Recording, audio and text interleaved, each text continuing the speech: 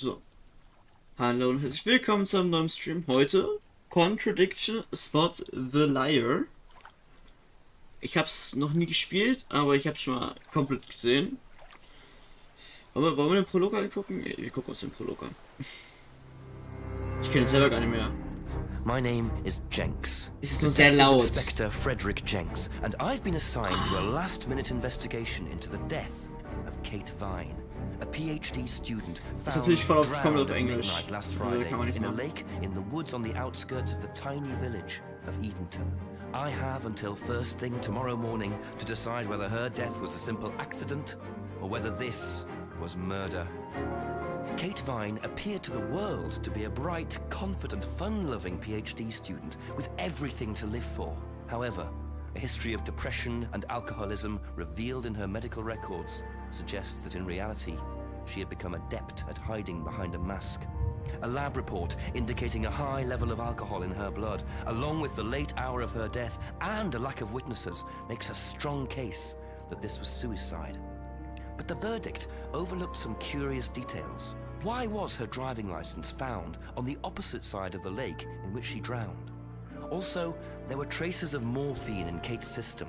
Where did she get it?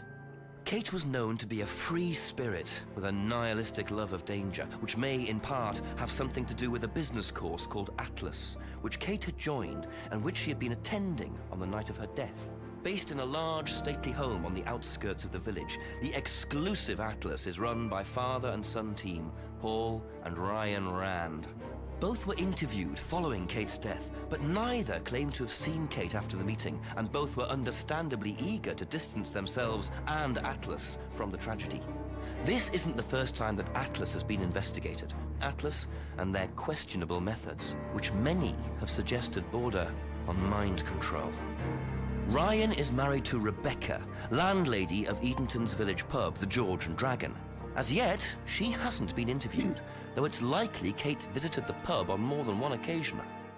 One of Kate's friends was Emma Bowman, who lives at Eden Lodge on the road leading out of Edenton village.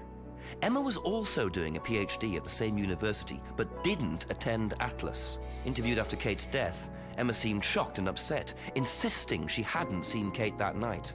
However, it turned out her boyfriend had. Simon Thompson met Emma at university. After completing his degree around 18 months ago, he went to work at a shop in the neighboring village. He started at the Atlas course a few months ago. Simon insisted that he didn't see Kate after the meeting, but the sergeant interviewing him noted he seemed oddly unmoved by her death, which makes him the first person I want to see tonight. It's time for some answers. Ja. Und danach kam dann Edit of Night. Kann ich starten? Also Save Game. Load Game? Reset Game? Oder muss ich hier das noch angucken? Introductions? Irgendwie ist das, glaube ich, aufgehangen.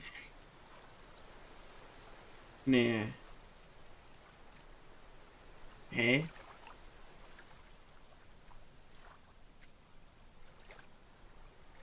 Ich hätte glaube ich auch gehangen. Nur das kann ich ja nichts mehr machen. Weil Exit Fullscreen?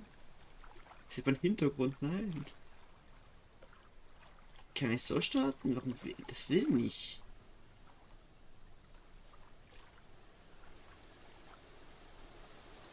Ich konnte gerade den Prolog ein. Muss ich nochmal neu starten? Warte kurz. Also die falsch Ding da. Ich starte nur das Spiel neu. Ich weiß es nicht. Ich glaube, es funktioniert.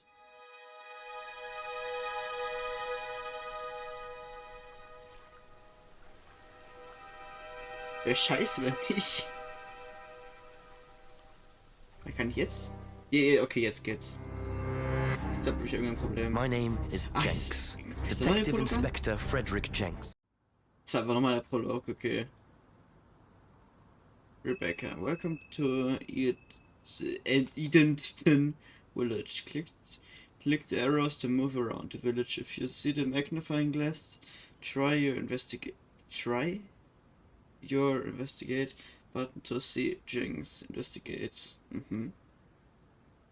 Inventory icon to see your collected items, which includes both physical objects and information Jinx has collected.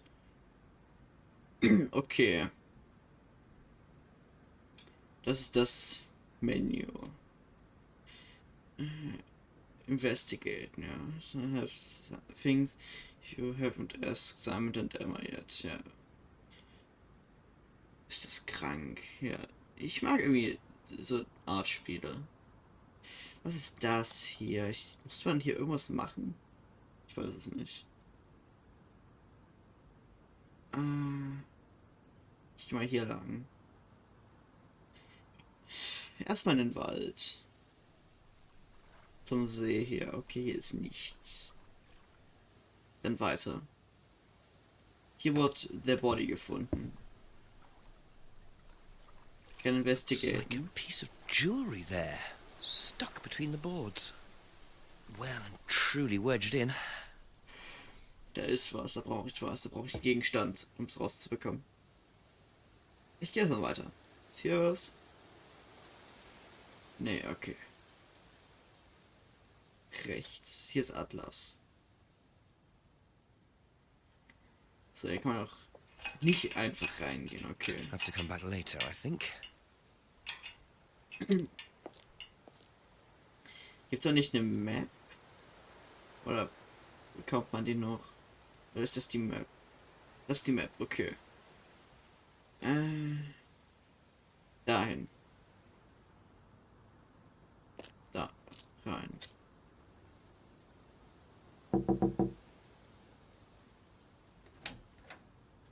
Is it Simon? Yeah. Detective Inspector Jenks. I'm investigating an incident in the village. Could I come in and ask you a few questions, please? Yeah. Thank you. Hier sich umguckt, dass kein anderer da ist. We can just go through here if you want. Emma's working in the front room. Hi. This is Inspector James. Jenks. What's all this about? There was a death in the village. Kate Vine, I believe you both knew her. Yeah. Do you need to speak to both of us?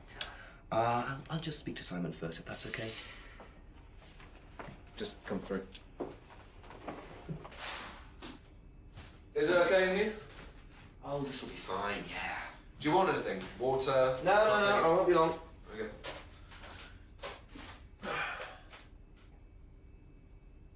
So. Your first interview, first pick an item you want to ask about, then click ask to see Jenks ask about it. When you've heard the reply, you'll see a summary of what was said in the box at the bottom. Okay. Und dann kann man das da kombinieren, ja. Ja.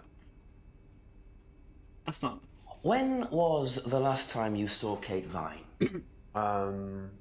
So last Friday's meeting, I think. Did you see her after the meeting? No. How long have you known Kate?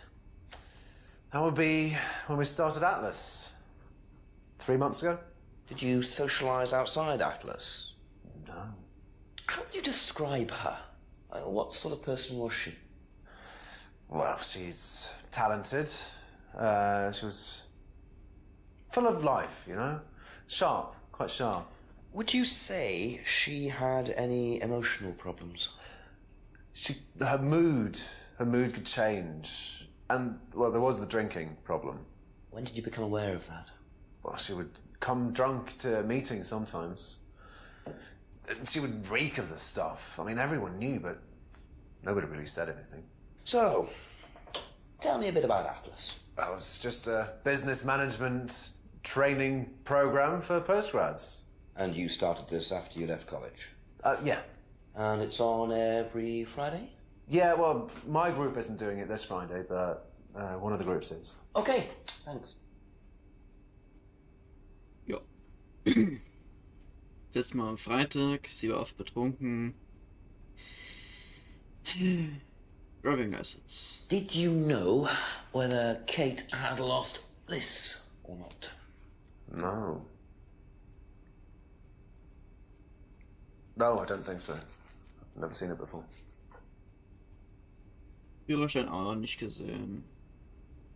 Muss er auch nicht, aber naja. Thank you. Probably be back later. Dann immer. Don't worry, it's only a few questions. Yeah.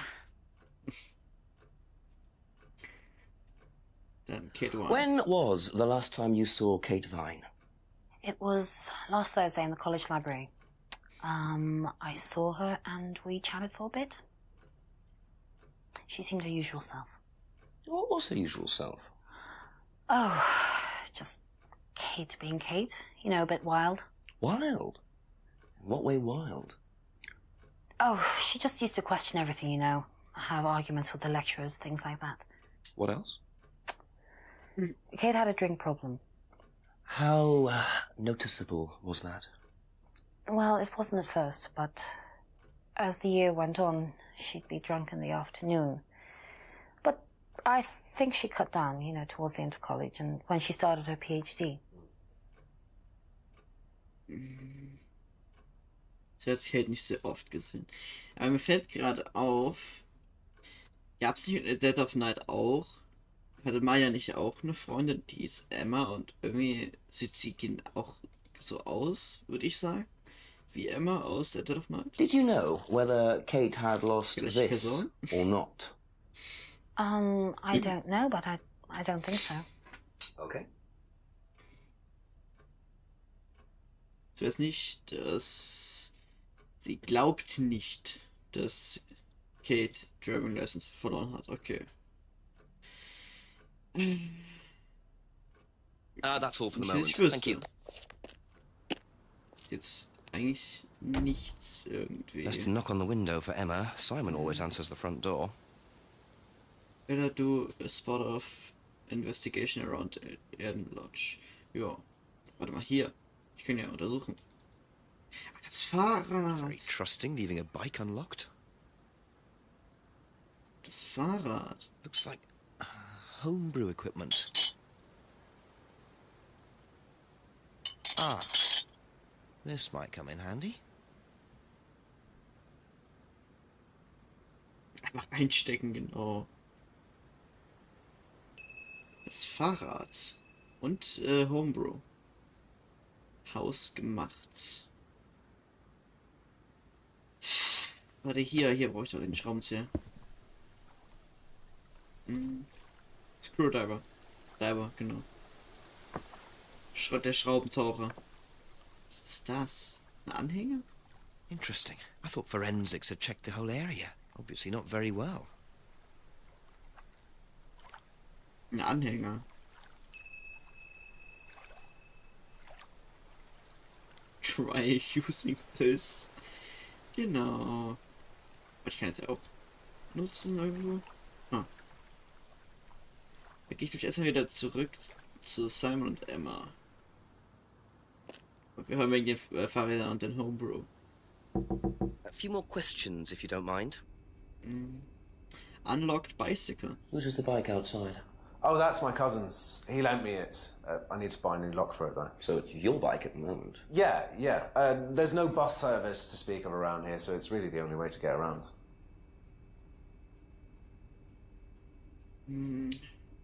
Good.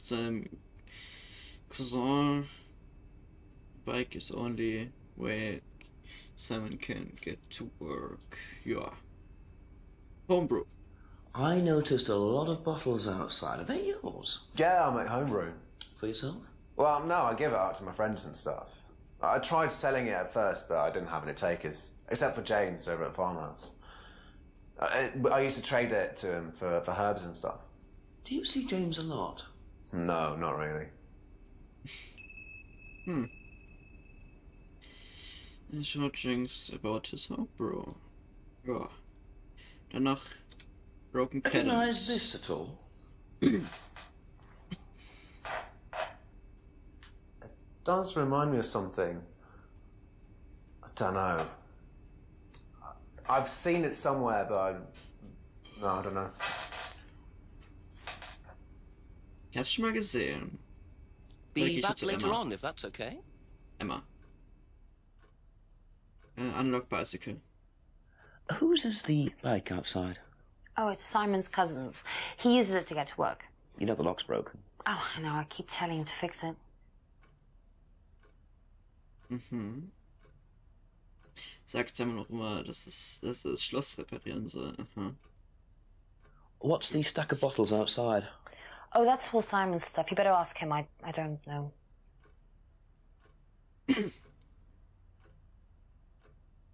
Broken pattern. Ever seen this? Looks like, that's my old necklace. I gave this to Kate. So Kate might have been wearing it last Friday. Yeah, well, perhaps, but I can't see why. She was always buying new things, you know, lots of jewellery, stuff like that. It's meant to be a bird in cage, but the cage's fallen off. Oh, I'll show you. Where did you buy it? I didn't. Some wanted present. Secret admirer. Not so secret. I see. That's how it should have looked. It's called a freedom necklace. Do you mind if I keep this? No, not at all. So the necklace did belong to Kate. Interesting. I'm starting to wish I'd brought a spare evidence bag. Homebrew. Have you ever tried Simon's homebrew? Me? No. I don't like beer. I only drink wine. I can't stand spirits either.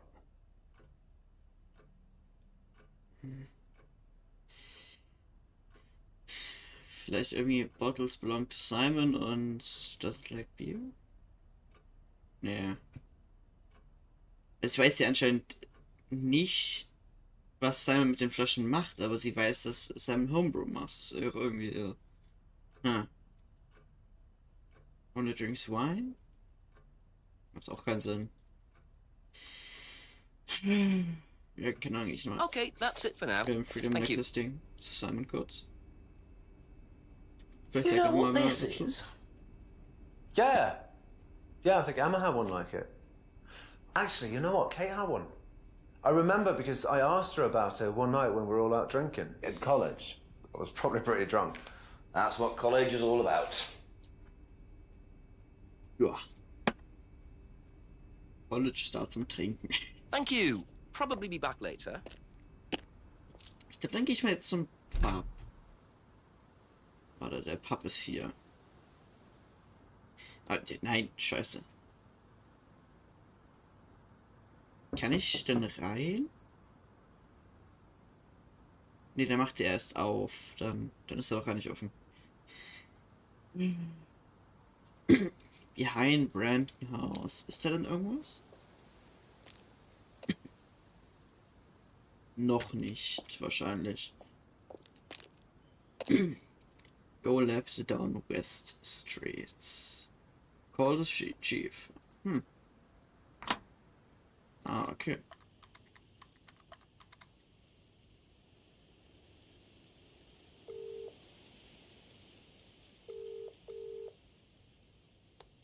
Hello?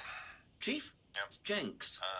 I've questioned Simon Thompson and Emma Bowman so far. Oh, and I found a pendant by the lake, which turns out to have been Emma's. But Emma gave it to Kate. So, chances are Kate was wearing it the night she drowned. What does Thompson know about it? Simon doesn't seem to know much. I don't trust Thompson. Then again, I don't trust Emma that much either. Try and get a bit of background on them, you know, usual stuff. When did Emma meet Kate? How long have they known each other? How long has Thompson known her? Give me a call back when you've got some more. Thanks, Chief. Okay, jetzt nochmal anrufen, wenn ich mehr weiß. Fakten, Tipps. There must be a contradiction somewhere. Widersprüche. Ja, kann ich mir auch vorstellen, dass es Widersprüche gibt. Die Frage ist, wo? Ich glaube, ich muss erstmal zu Simon und Emma. Ich glaube, da ist irgendwas. Die haben bei irgendwas widersprochen. Die Frage ist, wo? A few more questions, if you don't mind.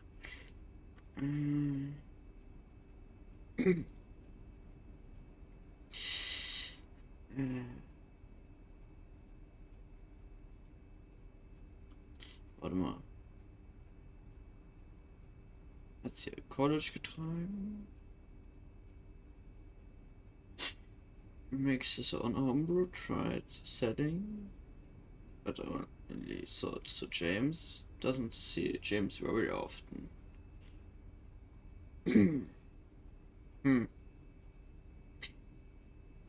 Seemed drunk at Atlas.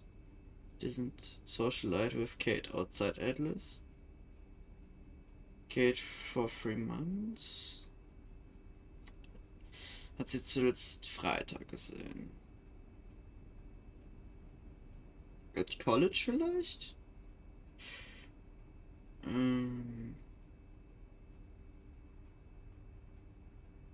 Only not. Nee, es macht keinen Sinn. Doch. Aha. So how did you know Kate was wearing a freedom necklace 18 months ago? At so. college? Well, I knew Kate at college, but I didn't get to know her till we started Atlas. Right. So you didn't socialize with her at college? No. And you didn't socialize with her outside of Atlas? No. You didn't see her outside Atlas at all? No. Not at all. 6 Uhr. Geht ja nur bis 12. Did know Kate at college, but why would he lie about that? Maybe he knows Kate better than he's willing to admit. 6 o'clock. I wonder if Rebecca's working in the pub tonight. Ah, jetzt kann ich den Pub wahrscheinlich. Ich gehe erstmal hinter dem Pub.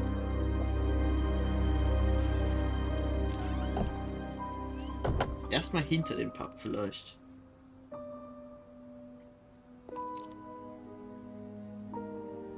A broken window. Recently smashed by the look of it. Might have to ask about that. Das ist das gleiche Klebeband wie auf dem Führerschein. Enter the outbuilding ist abgeschlossen. Leave the courtyard. Erst wieder weggehen, okay. Dann gehe ich mal rein.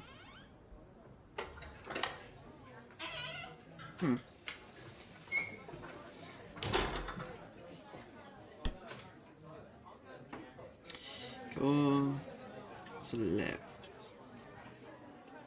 Erstmal erkunden. Sorry. Erstmal erkunden. Okay, hier ist nichts. Noch nicht. Erst wieder hinlegen. Okay, dann klingeln wir mal. Sorry, what can I get you? Detective Inspector Jenks. Rebecca, is it? Yeah. There's been an incident in the village. I'm conducting an investigation. Could I ask you a few questions, please? Right. Come through. Thank you.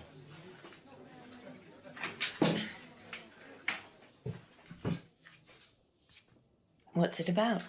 There's been an unexplained death locally. Not sure if you've heard. The student? Yes. Yes, it was dreadful news. You're married to Ryan, one of the Atlas leaders, yes? I suppose I am, yes. Well, I just wanted to ask a few questions about Kate and Atlas, if that's okay. I don't know if I'll be able to answer any of them, but sure. So, kann ich erstmal noch sie befragen. Stimmt, jetzt kann ich erstmal Kate Weinstein. Did you know Kate? Not very well. She came in a few times, but she was quite a moody person. You could tell she had problems. When was the last time you saw her? Friday. She popped in for a minute. And when was that? 7-ish. Was she on her own? I didn't see who she was with. She put £20 on the bar and then left. What was that for? A breakage, presumably. £20? Just for a beer glass? Well, she was very drunk. She just put it on the bar and then walked out. Was there a broken glass? Not that I noticed. But she was a strange girl. Broken pub window. How did the window get broken out round the back? I don't actually know. Someone said 2 girls were arguing outside. I found out after they'd gone. And when was this? Last Friday, just after we opened, about 6:30. I taped over it until I can get it fixed. We don't want people getting cut and suing us. Does that sort of thing happen a lot? Arguments? No, not really. I'm quite strict when it comes to barring clients I don't think are suitable.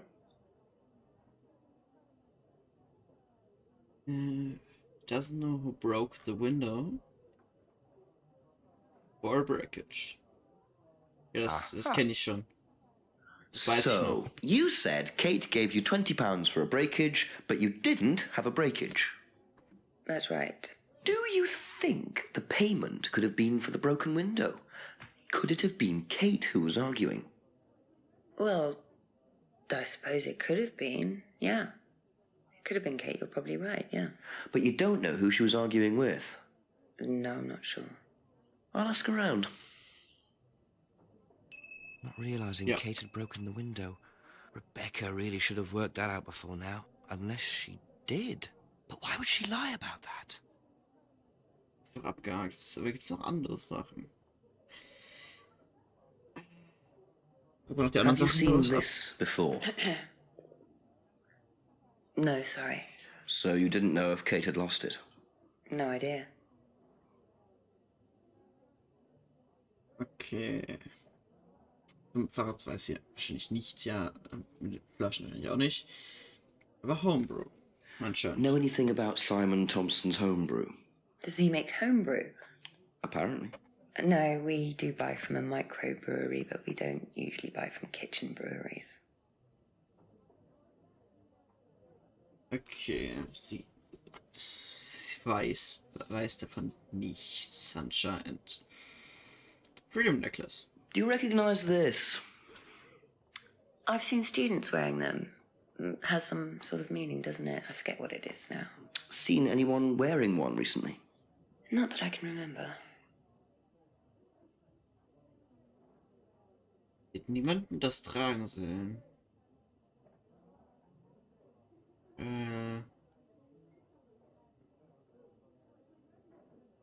Friday?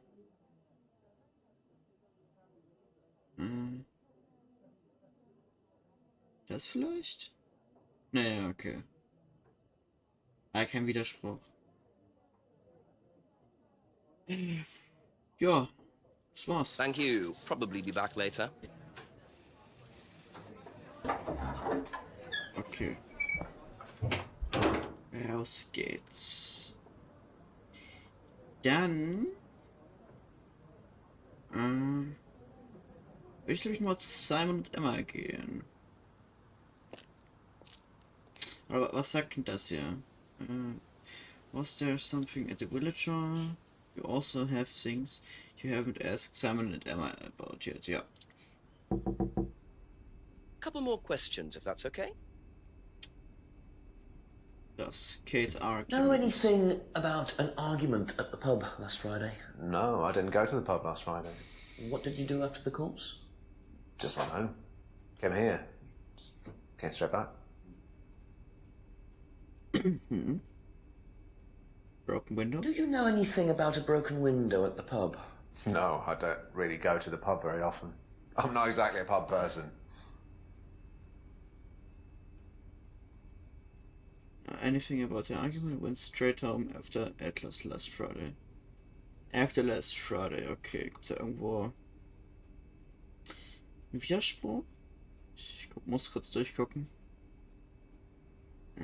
Was mit Friday vielleicht?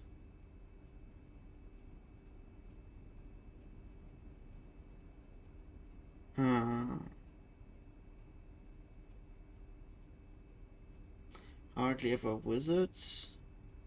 Ne, macht ja keinen Sinn. Ja. Anything about the broken window, ja? Könnte so stimmen. That's all for the moment, thank you. Dann Emma.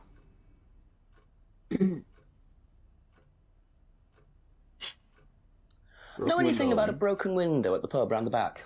The pub, a broken window at the back. Yeah, I saw it was broken. When was that? I was in the pub on Monday with a college friend. Am Montag war sie im Pub und das Fenster gesehen. Did you hear about an argument in the pub last Friday? No, I wasn't there. You weren't in the village? No, I went home last Thursday night, actually, to see my parents. But you do visit the pub. Oh, yeah, I mean, I know Rebecca quite well. We all went there quite a bit after college.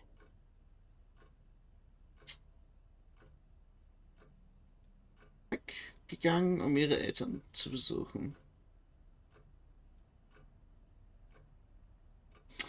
Hm.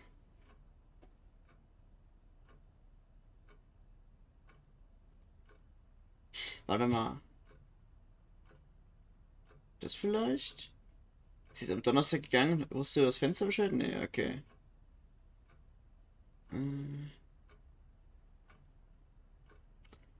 Boah, ich Be mal back kurz later on, if raus. that's okay.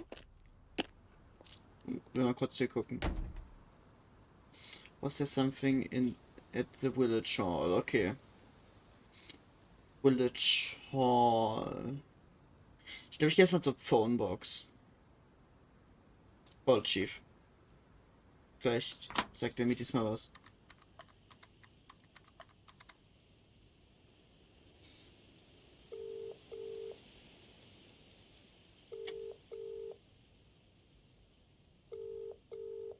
Anscheinend nicht. Anscheinend nicht, okay.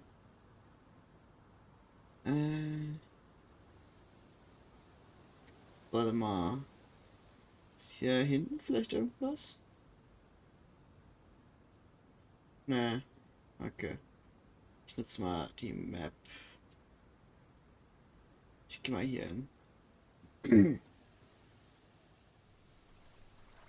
Hier ist was. Ah, James. Oder? Ist es James? Who is it? Oder wer I'm a heißt? police officer, Detective Inspector Jenks. It's all right, you can carry on if you want to. I'm just going. I'm investigating a death in the village, Kate Vine.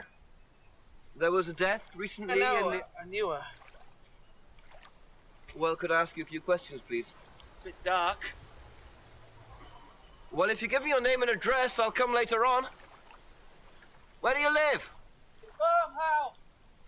And what's your name? Ja. Ich glaube, das ist James, oder wer heißt. Okay. Was sagten jetzt die Tipps? Soll ich da hingehen? Ne, at the Village Hall. Ich muss immer noch irgendwas suchen. Ich bin zurückgelaufen. Wow. Mann, ich laufe immer weiter zurück. Ich will mich verarschen. Into the Woods. Right? Das war falsch. Jetzt muss ich geradeaus. Vielleicht noch was? Oder... Nö. Nö, hier ist nichts. Right into the woods. Hier was? Atlas? Vielleicht kann ich jetzt hier rein? Oder später erst. Ist offen. Hm. Das ist krass. Einfach reinmarschieren.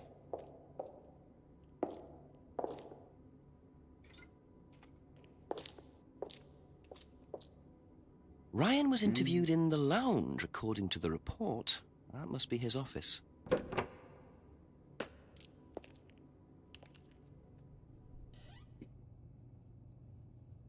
Ein normaler Raum.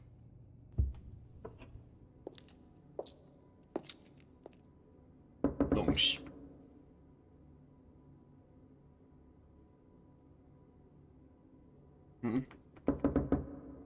Ist er nicht da?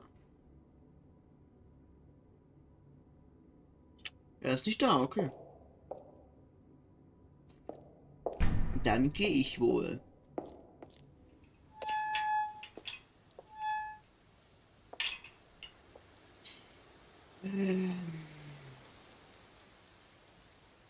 Farmhaus.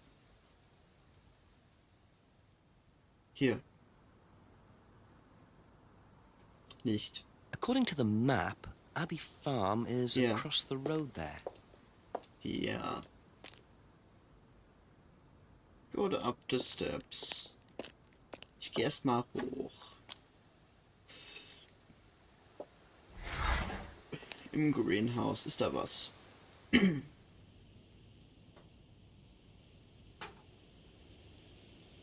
Picture Spiegel. frames with black painted glass. Very interesting.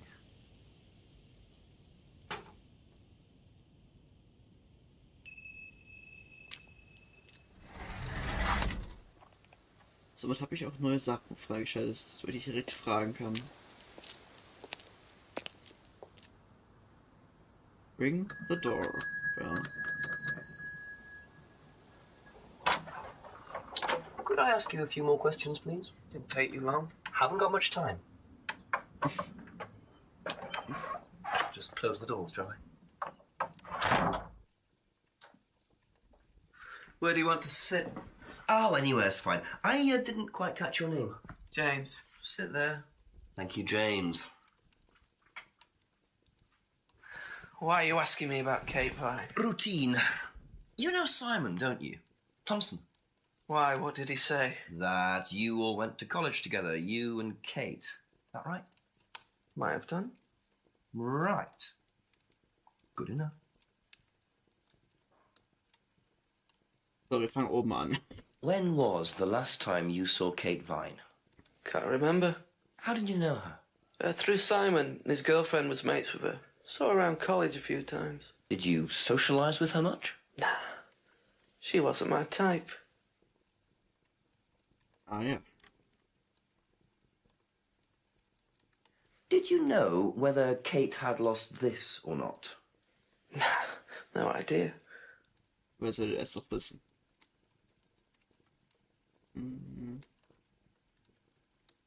What do you know about Simon's bike? What bike?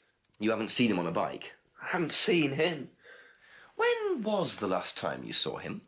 About a month ago. A month ago.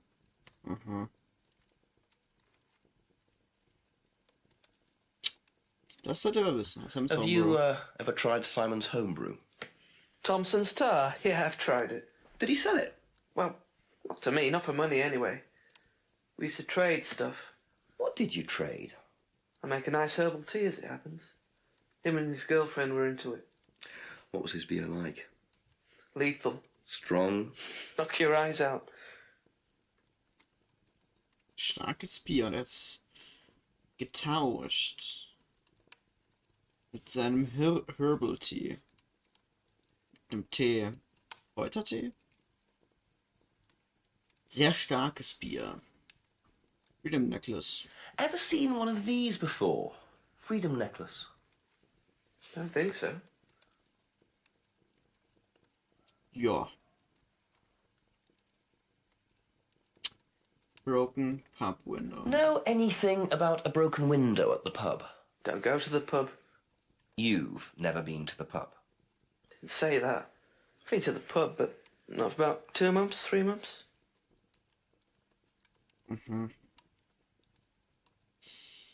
Kate's art. Know anything about an argument at the pub last Friday? No. Wie auch, also. Now, what's all this stuff in the workshop? Paint and stencils and things like that? Just a little sideline of mine. Oh, you do picture framing?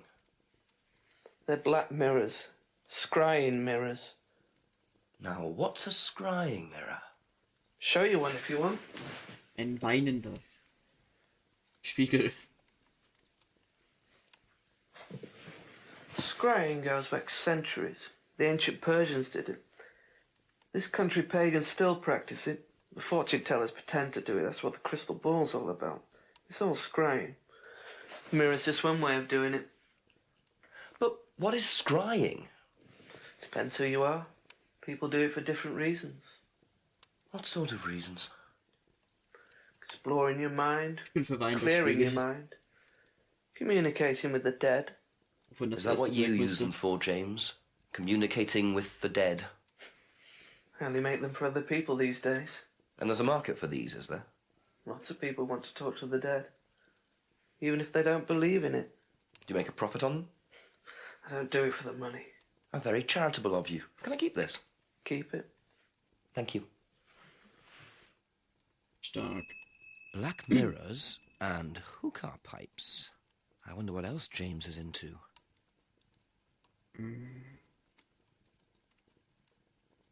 Scrying. Was zur Hölle ist Scrying? Practice for various reasons. Only makes the mirrors for others.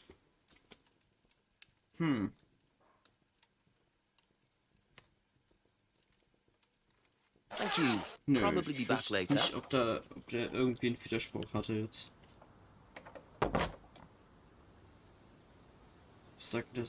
Was der Something at the Villager? Der are things, ja. Okay, ich muss jetzt mal jeden abfragen.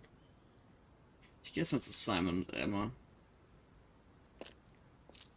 Vor allem Simon sollte ja eigentlich was von wissen. A few more questions, please. Thank you. Vielleicht. Könnte. Wer weiß. Ever seen one of these? Yeah, that's one of James's. He's into like New Age stuff, mysticism, magic spells, that sort of thing. He's nuts, though. I mean, he thinks the government are tracking him or something. Why would he think that? Well, I don't know. You'd have to ask him. Mm-hmm. You are. That's it for the time being. Thank you.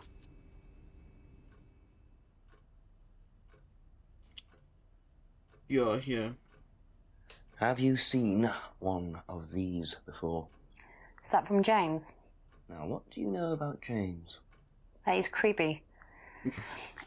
He was selling them last Friday at the market. There's a market every week type thing. And, I usually go there for lunch. So you wouldn't buy one of these? No, I wouldn't. But Kate would. Was she, into this sort of thing? No, I don't think so. She bought one, and, I went round to her flat to try it out. You're meant to see ghosts or spirits or something. It doesn't work. How do you use it? You're just meant to stare into it. Shall I show you? Go ahead. Okay, so you just stare like this, and then you see. See what? Sorry,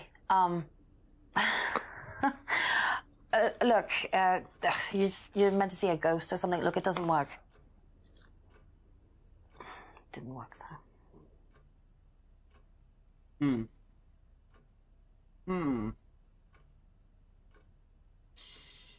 New bait had bought one, genau. Kate had bought one.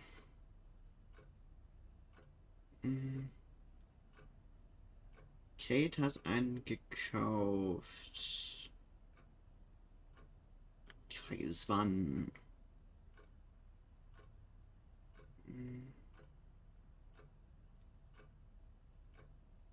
Didn't see Kate very often.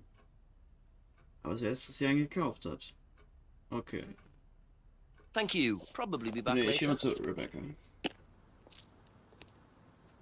Was sagen die Tipps? Ah, Chief.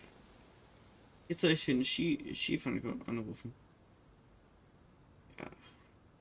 Liegt auf dem Weg. Jetzt zu Rebecca.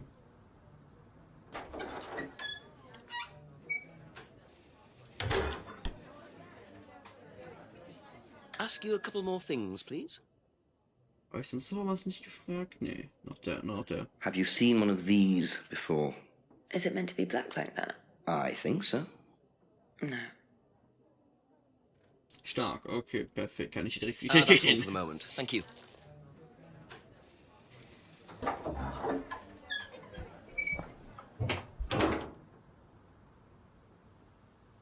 Weiter runter. Oh, schief.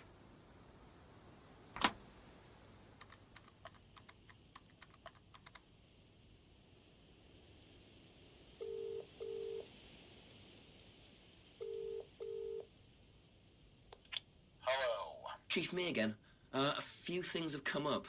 I met someone called James Wilson. Bit of a dropout into witchcraft, magic, occult things.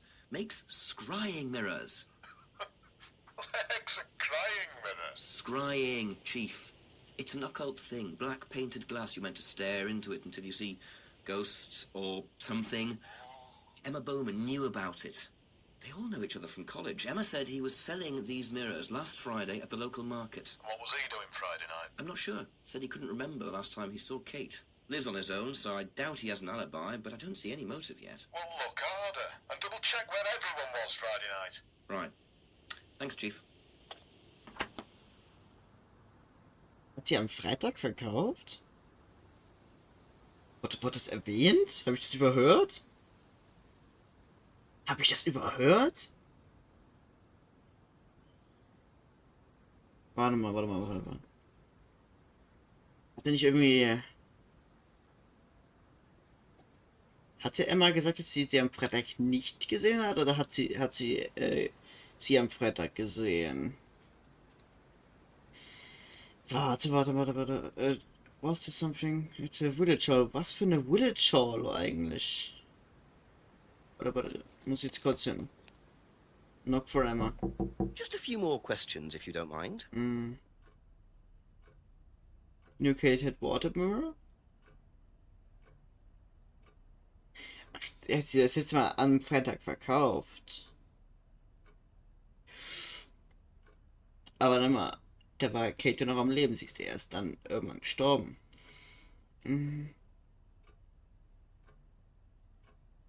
Last saw Kate in the college library on Tuesday.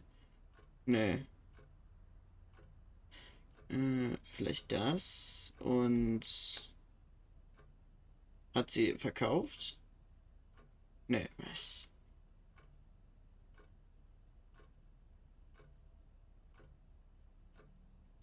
Ja. Went home to see parents Tuesday nights. Warte mal. Sie war da bei den Eltern, aber gesehen, dass sie verkauft. So, you went home to see your parents on Thursday night, that right? Yes. But you said you saw James at the market on Friday. No, I went to see my parents on Friday night. What time did you go on Friday? 8 or 9. And you didn't see Kate at all on Friday? No.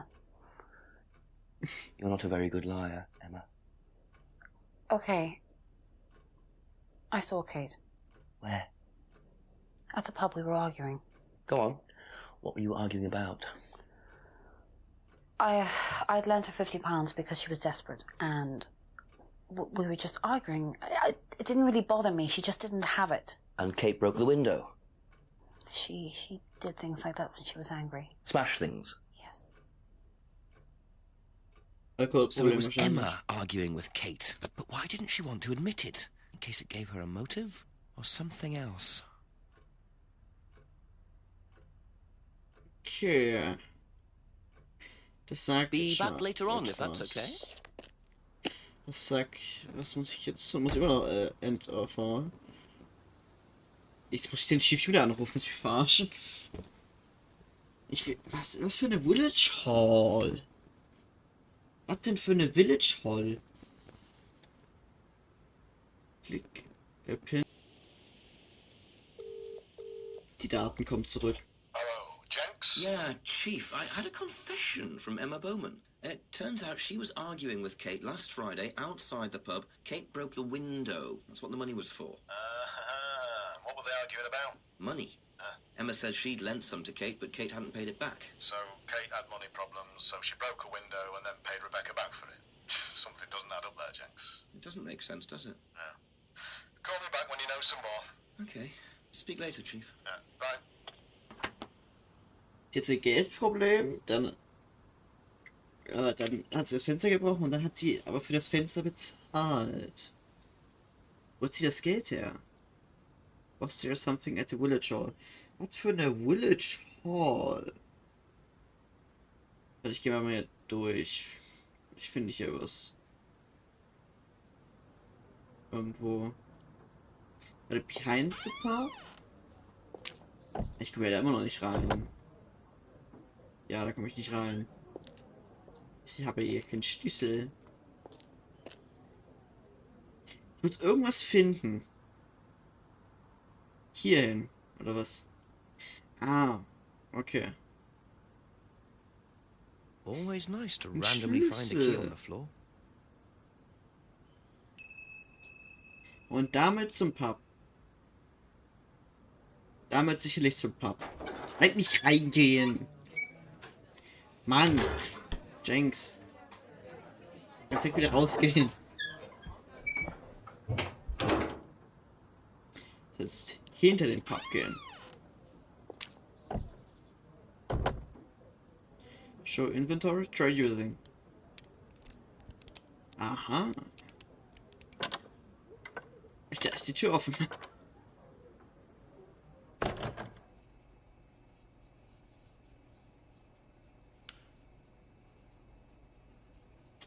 Behind the shelves.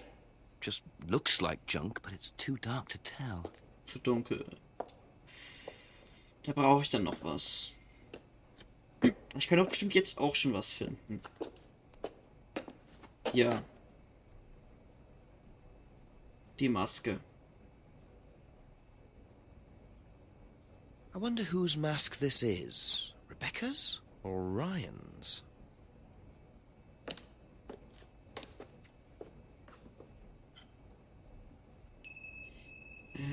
Ich muss alle dadurch deswegen fragen, ist das krank?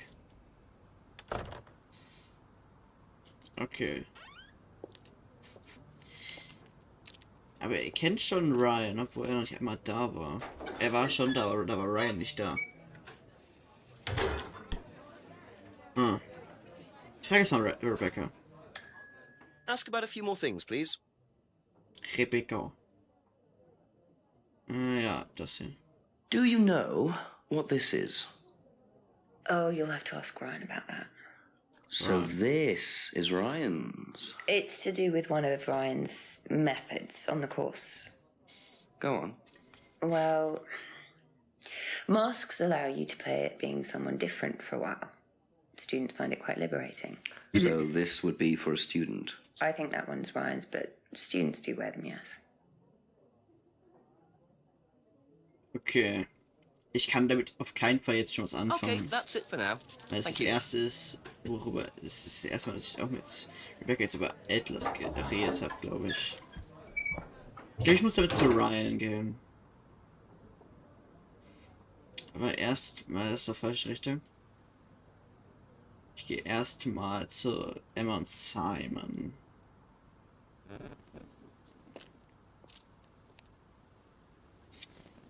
Erstmal Simon. Couple more questions, if that's okay. Die Maske. Have a look at this. Know anything about that? I haven't seen this one, but it looks a lot like an Atlas mask. We use them for some of the workshops and stuff. Really? Well, you have to say something boastful or arrogant. You do it first without the mask, and then you say it with a mask. And the point is? Well, it's easier when you have the mask on, isn't it? People are not as afraid to be free about themselves, you know? How did you find out about Atlas? Well, it was advertised. Actually, I think I've still got the... This is the advert that was at my college. To be honest, I've learned more in 3 months at Atlas than I did in 3 years at business school. Can I keep that? Yeah, go for it. I suppose that might be useful as a conversational starter. Ich nichts anderes, ne? Eine Karte. Ever seen this before? Nope, I haven't, sorry. I think I'd have remembered it. Eine Pappmaske. Das hier? What do you know about Atlas? I know that it's a business course. I went with Simon when he first went, but it wasn't really my thing. How often did you go? Just the once. And you decided it wasn't for you? Yeah, I'd been to something similar, so decided it wasn't for me. Mhm. Es war einmal da. Was argumentative at college? Nee, macht keinen Sinn. Für similar course. Nee, macht keinen Sinn, auf keinen Fall. Went to an Atlas seminar with Simon. Thank you. Ich glaube, ich habe da noch Probably be back nichts. later. Noch. Nicht. Vielleicht kann ich jetzt mal da rein und mit Ryan reden. Vielleicht ist er diesmal da.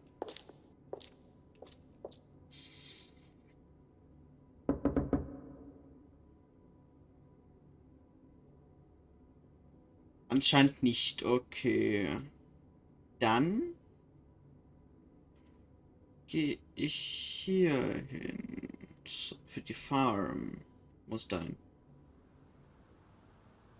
Ja. Ab zur Farm. Zu James.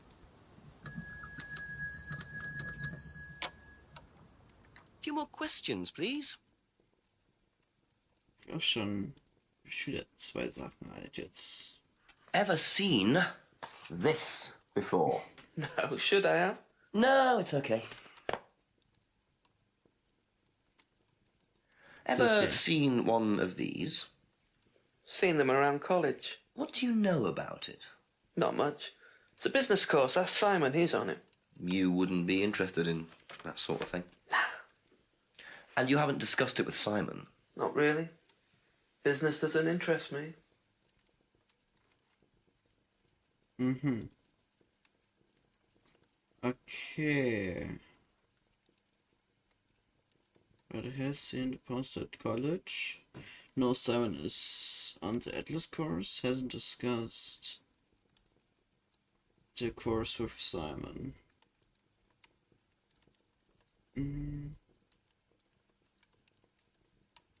Ich glaube, da habe ich nichts.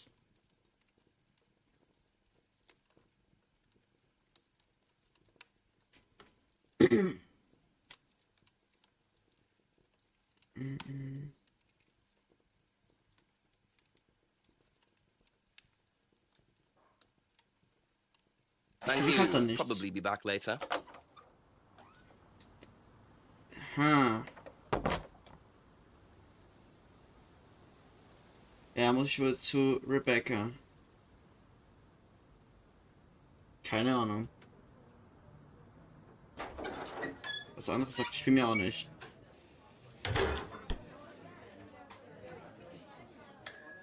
Ask you a couple more things, please. Yes. What do you know about this? It's an advertisement. They had it designed by an agency, I think. And when was that? Last year sometime.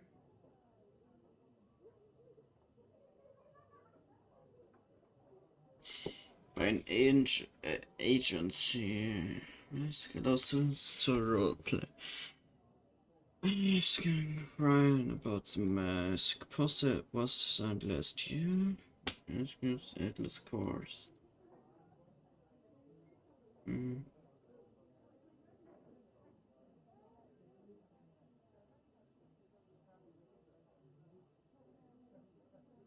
Ich weiß es nicht. That's all for the moment, thank you.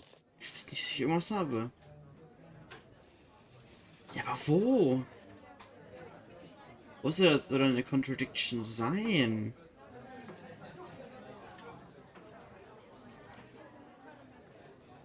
A few more questions, if you don't mind. Ja, mal sehen. Broken window.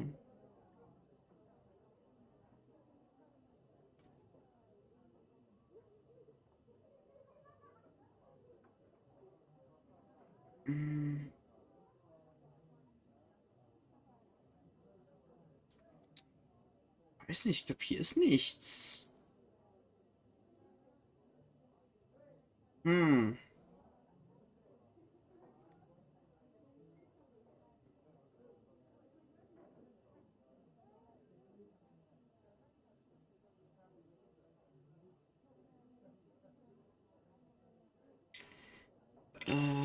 Nicht Be back later on, if that's okay. Das nichts. Du musst ja hier sein. Simon und Emma. Simon vielleicht? A few more questions, if you don't mind. Recognize this particular mask are used during Atlas seminars. Ryan and Paul run the Atlas course.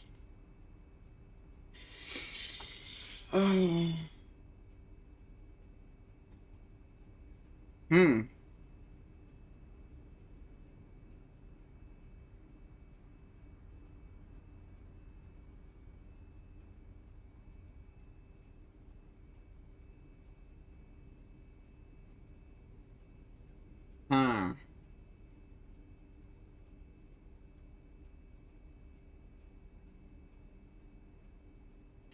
Aber wo?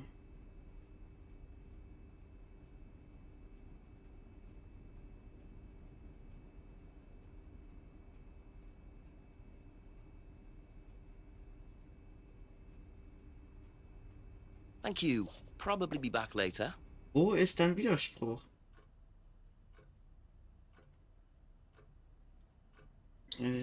Simon only once hasn't seen the mask before. Has been a similar course.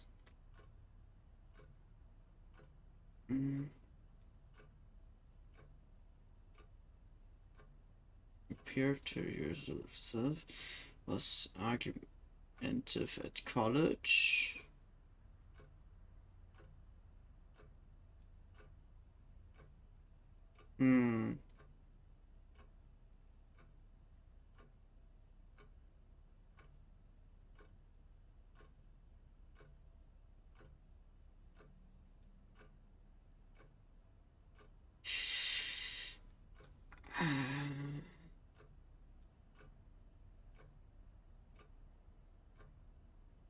Nee.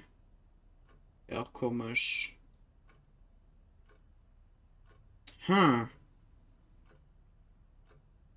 Das ist jetzt schwierig. Emma. Necklace is Emma, but she gave it to Kate. Necklace called the Freedom Necklace. Kate bought lots of new jewelry. Unwanted gift. Hä? Wine and Tate spirits.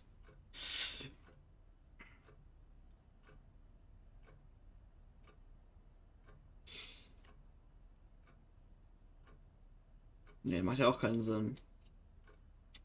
Hä? Ah, wo ist denn hier eine Contradiction? That's it for the time being, thank you.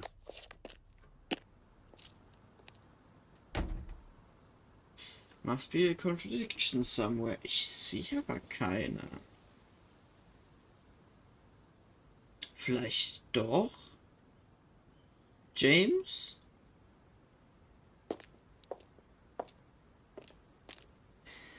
Couple more questions, if that's okay.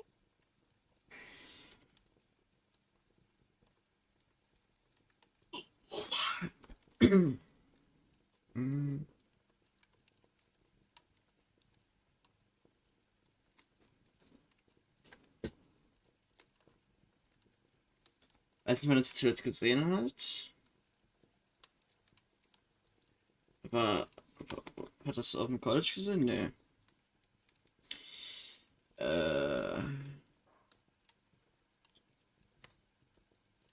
Only makes you mirror for others, says the mirror, but doesn't make a profit. Warte mal.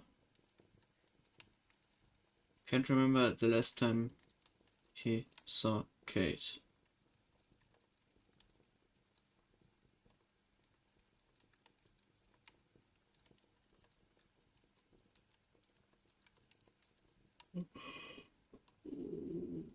Aber verkauft und einer hat da auch an Kate verkauft, aber okay. Das ist auch nicht. For others vielleicht? Nee.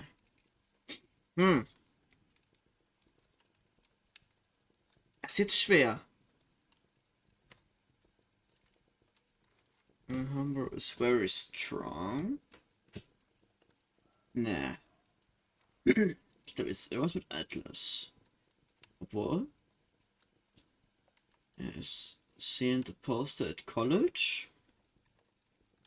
Weiß, dass Simon im Atlas-Kurs ist. Und hasn't discussed the course with Simon. Und ist nicht auf, aber ist nicht auf den gleichen Kurs gegangen wie Simon.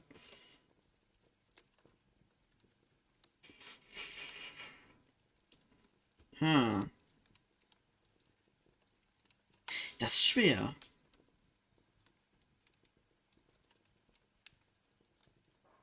Das ist tatsächlich irgendwie sehr schwer. Ich weiß nämlich nicht, wo hier die Contradiction ist.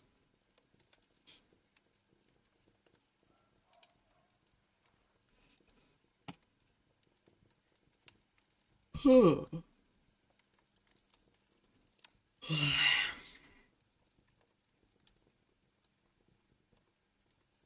Die nur für andere says mirrors but doesn't make profits.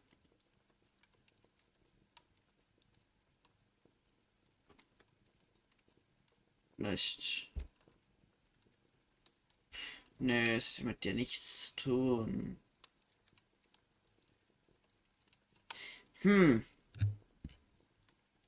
Thank you. Ich weiß Probably be back nicht. later. Wo muss ich hin? Brauche ich noch irgendwas? Nee. Ich muss nur die Contradiction finden. Ja, aber wo? Da kann ich ihn schief kauen und der hilft mir vielleicht.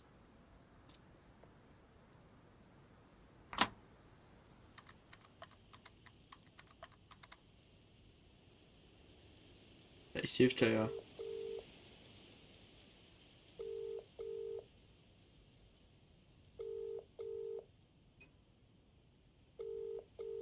Ne, der geht nicht ran. Schön.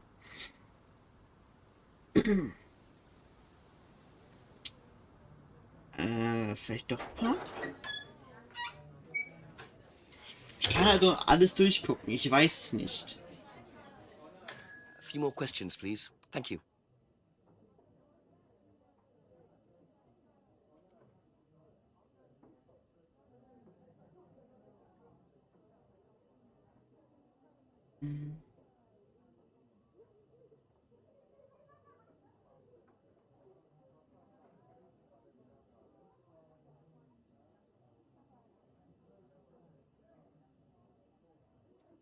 Weiß es nicht.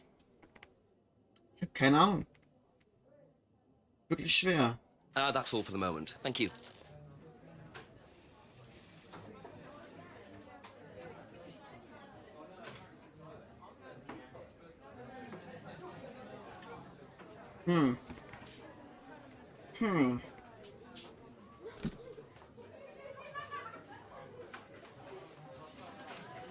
Das ist wirklich schwer. For real. Also einfach ist das jetzt nicht.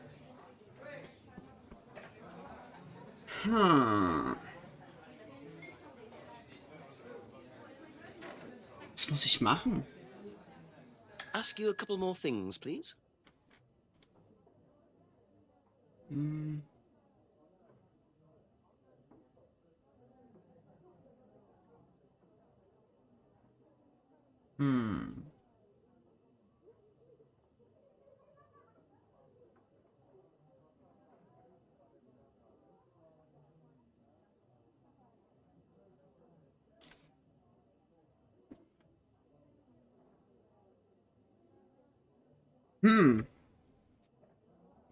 Das ist jetzt schwer. Kate broke the window during an argument. Kate's argument.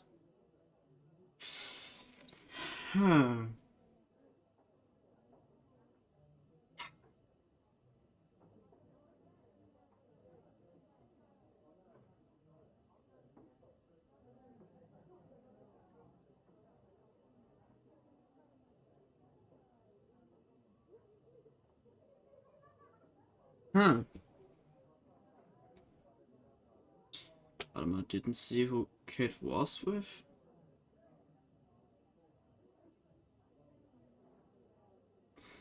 Macht das Sinn?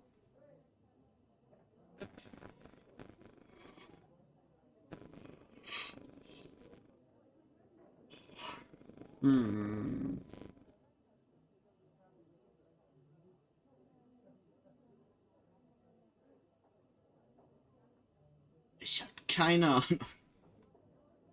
Aber irgendwo muss ja eine Contradiction sein. Die Frage ist halt nur, bei welcher Person und was.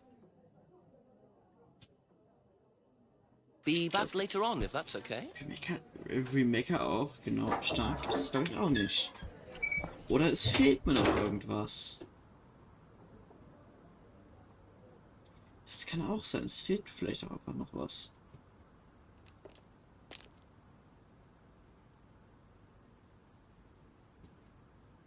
Wow, isn't that interesting? Hm.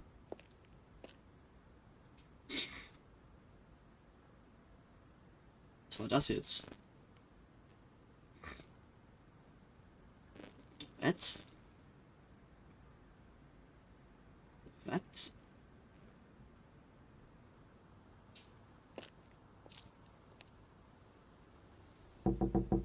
Just a few more questions, if you don't mind.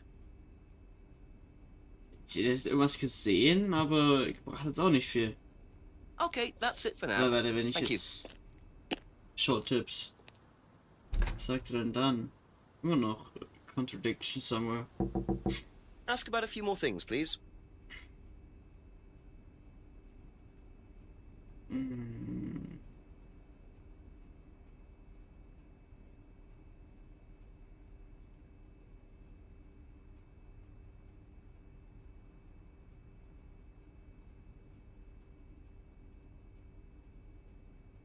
Hm.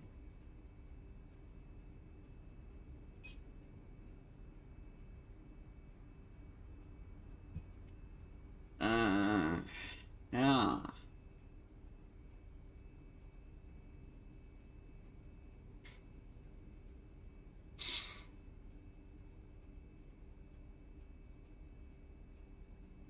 Hm. Vielleicht Kate Warden Necklace at College. Noch irgendwas anderes? Didn't socialize with Kate outside Atlas. Nee.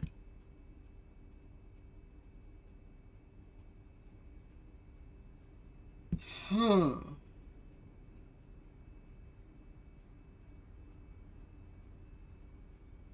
New Kate at Atlas? Aber es didn't socialize. Ja, wir haben ja nicht geredet, er hat es auch noch gesehen. Hm. Das ist wirklich schwer, ich habe keine Ahnung. Probably be back later. Ich habe gerade keine Ahnung.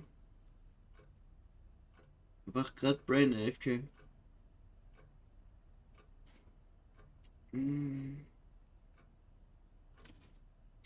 Went to an Atlas seminar with Simon. Only went once to Atlas. Had been to the similar course before.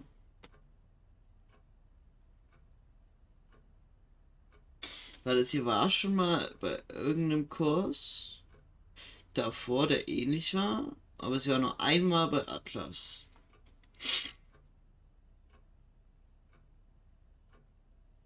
Hm.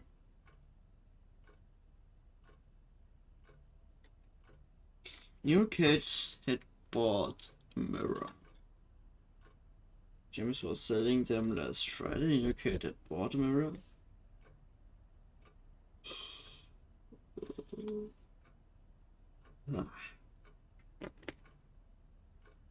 Ja, verkauft.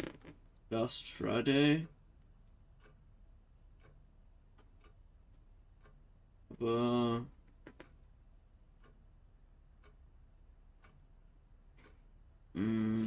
ja, went to see parents Tuesday night. Das haben wir ja schon.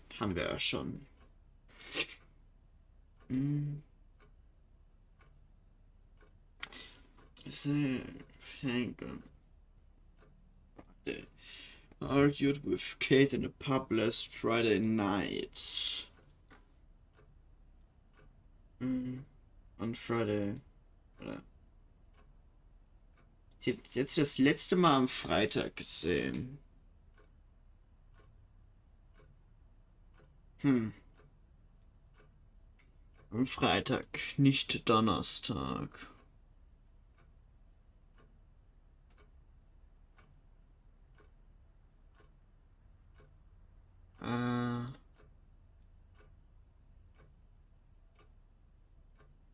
Argued with Kate last Friday. Das ist das letzte Mal am Freitag gesehen und hat auch dann am Freitag mit dir argumentiert, ja. Hm.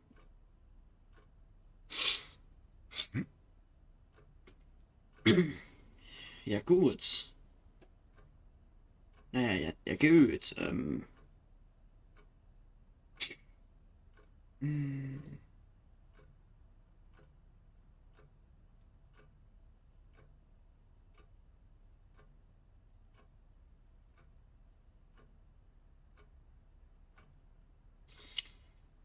Äh.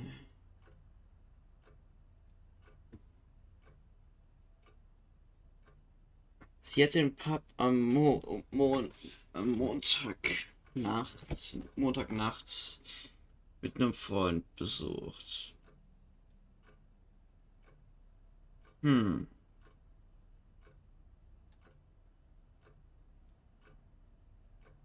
Aber am Freitag hat sie mit ihr argumentiert.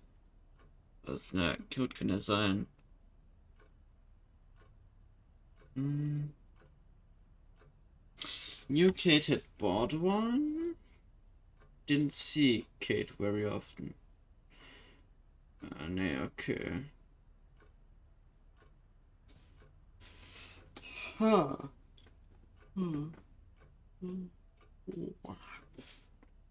Aber wo ist denn hier das Ding? Hä? Wo ist der Widerspruch? Einer der ganzen Personen musste ja da sein. Maske nie gesehen?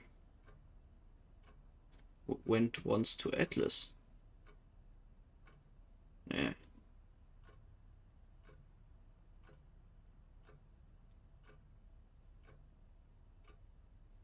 Nee, hm.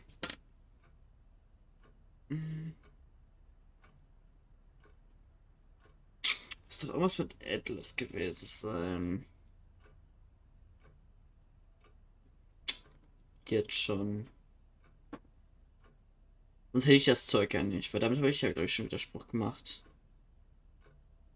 Went to an Atlas seminar with Simon. Thank you. Probably be back later. Oh.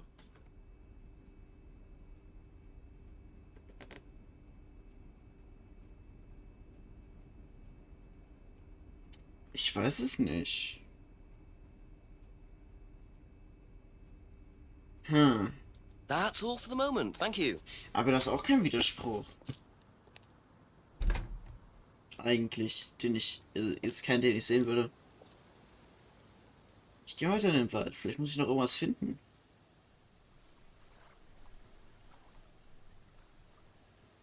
Vielleicht muss ich ja noch irgendwas finden. Ich weiß es nicht.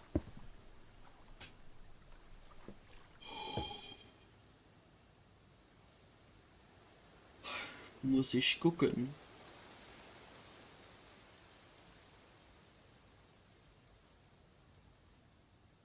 Vielleicht nochmal zu Atlas? Ist hier vielleicht irgendwas? Ich glaube, der ist immer noch nicht da. Der kommt dann erst.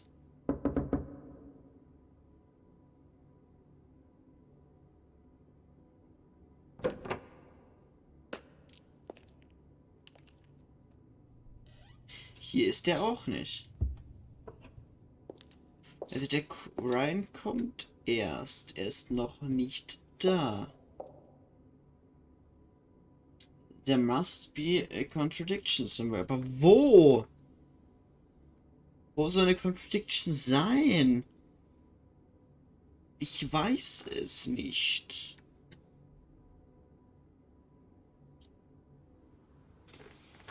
Das Game sagt mir aber auch gerade nichts. Irgendwie. Hm.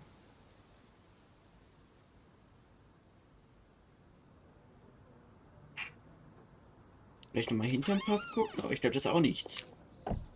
Würde jetzt auch nichts sein, plötzlich. So ganz plötzlich wird er jetzt nicht sein. Nee.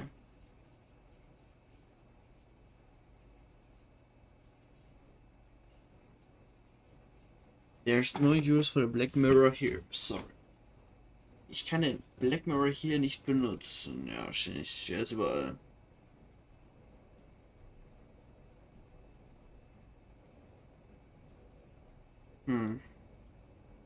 There must be a contradiction, aber wo? Die Frage ist ja, wo? Wo? Wo muss ich genau hin? Zu welcher Person? Und wo hat sie sich versprochen? Ich kann mir nur den Pub vorstellen, aber ich finde da nichts. Couple more questions, if that's okay?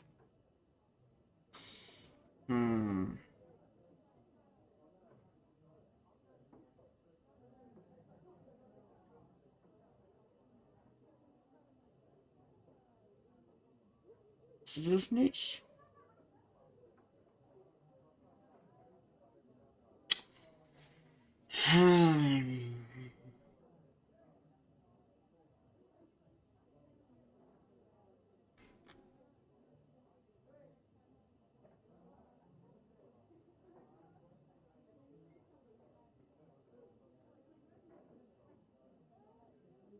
Nee. Strict about bearing clients.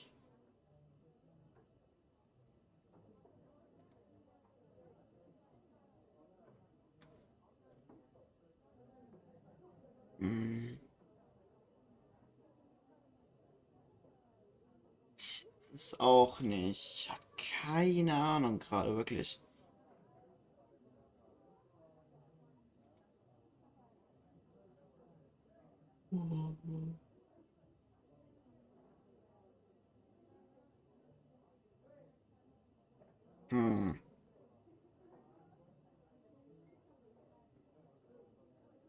Ich habe keine Ahnung, was ich machen muss gerade.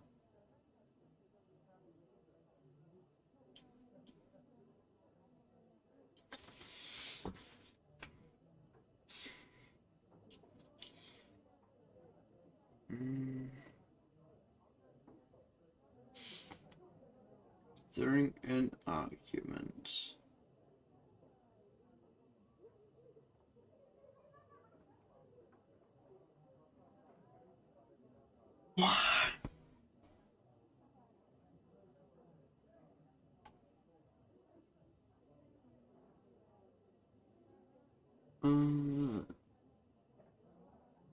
Sie probably argumentiert hat. And who broke the window?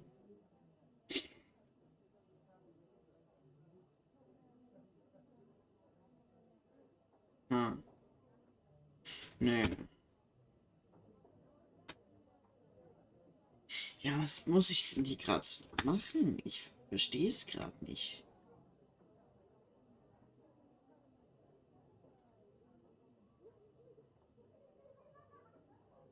Be back later on, if that's okay. Theory? Both sides of the hall. Das können wir noch angucken, okay. Improve your spiritual, intellectual, financial life. Join us here. What? What? Join us here every Friday at 9 PM to learn more. Ah ja.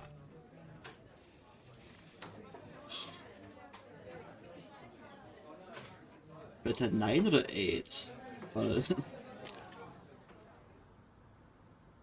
8 PM.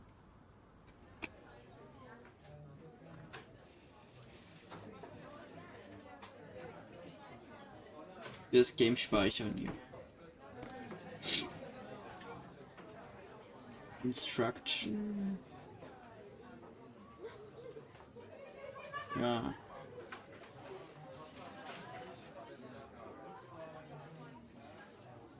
First make sure you've asked everyone about all the items in your inventory, then make a visit to the call box in West Lane. Jinx will speak to Chief Inspector and we should get a clue as to what to do next.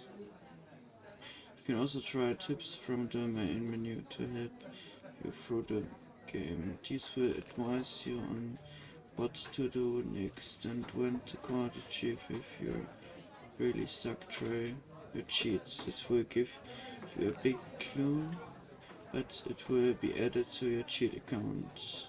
So try not use too many.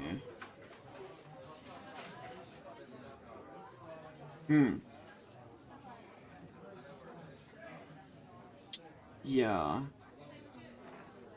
Es steht auch, ich soll den Chief anrufen, wenn ich nicht weiß, was ich machen soll.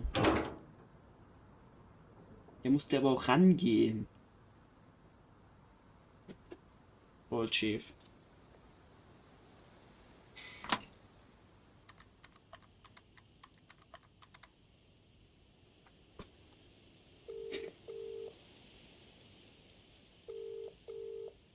Der geht ja aber auch nicht ran.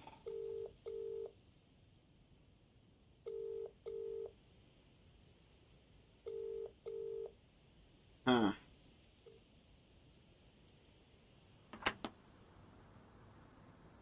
Was hat er denn beim dritten Call gesagt? The chief pointed out that if Kate was desperate for money, why did she break a window? And then why did she own up and give Rebecca some money for it?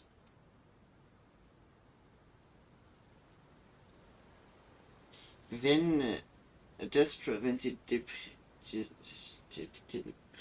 deprimiert war für Geld, warum hat sie das Fenster kaputt gemacht und warum hat sie why did she own up and give Rebecca some money for it?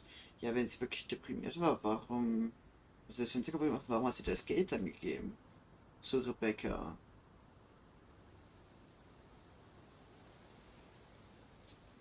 Ich will mir das nochmal anhören.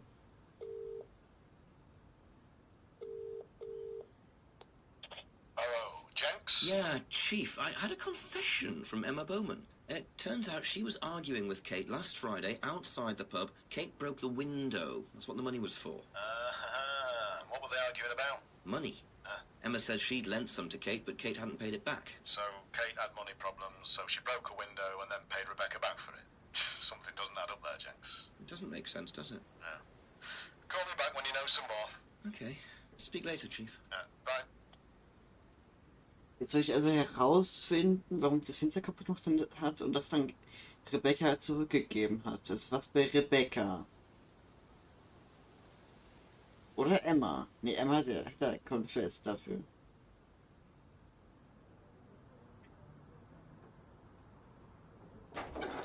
Also Rebecca. Und dann geht es weiter um das Fenster. Und um das Geld. Gave Rebecca 24 breakage.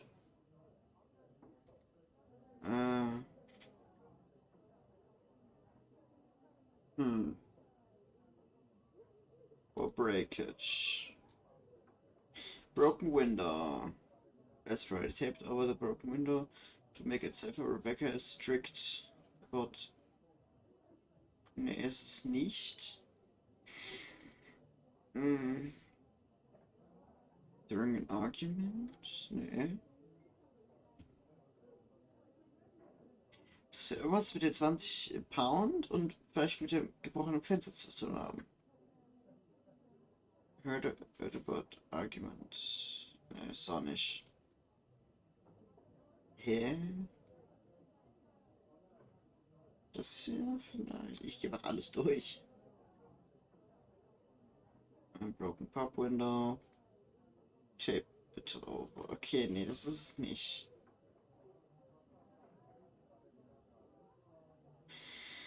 Kate broke the window during an argument.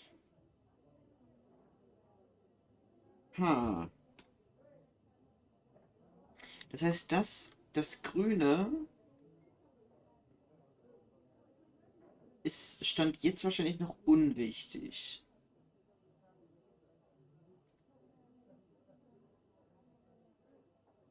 Oder Wie soll ich das verstehen? Didn't see who Kate was with. Heard about an argument between two girls outside.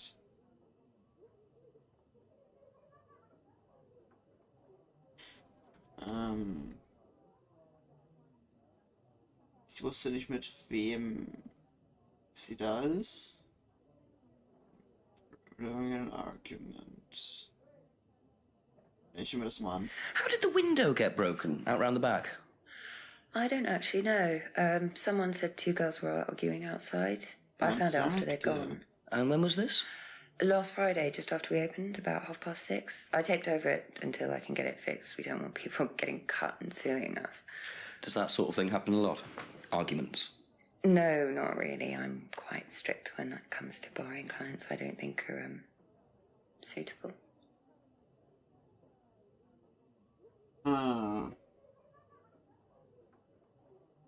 Dabei erwähnt sie nichts von den 20 Pound. Warum auch? Hat er damit nichts zu tun? Window broken last Friday. 6:30 Uhr. Sie hat sie zuletzt am Freitag 7 Uhr gesehen. Ja, das ist ja kein Widerspruch. Sie hat nicht gesehen, mit wem Kate da war.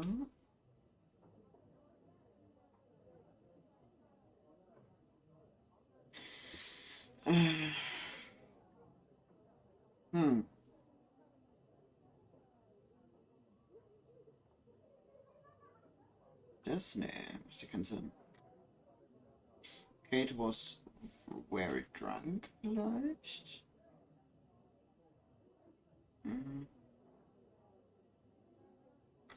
Nee, ist auch ein Widerspruch. Was ist denn das?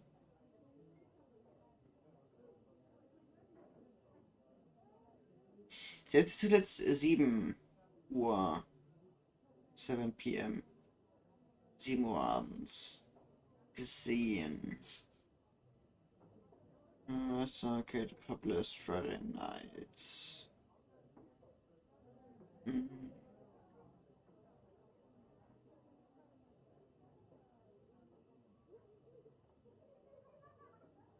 Nee.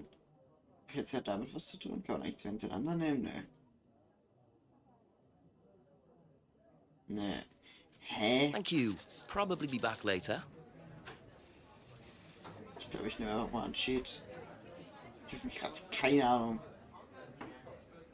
If Kate was desperate for money from Emma, how could she afford to keep buying new jewelry and other luxuries?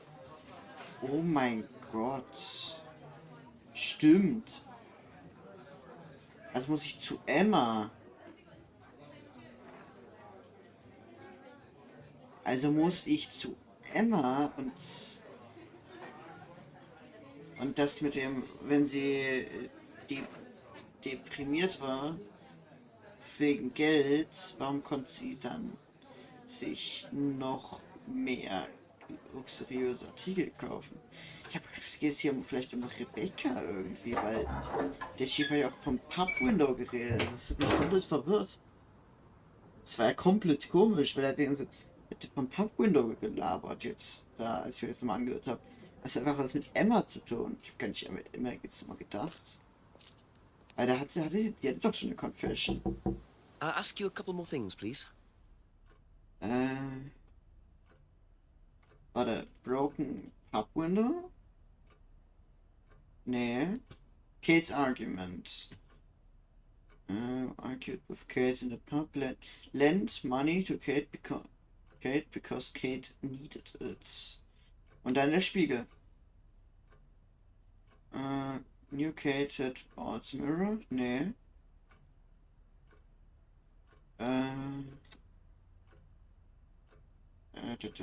Wo ist denn das? Wo ist denn das? Argumented drink problem last Friday.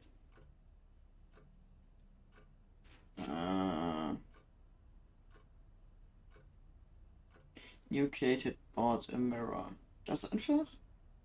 Nee. Hat sie nicht irgendwas von Luxury-Sachen gesagt? Lend money to Kate because... Ja. Das weiß ja auch nur sie, das mit dem Geld.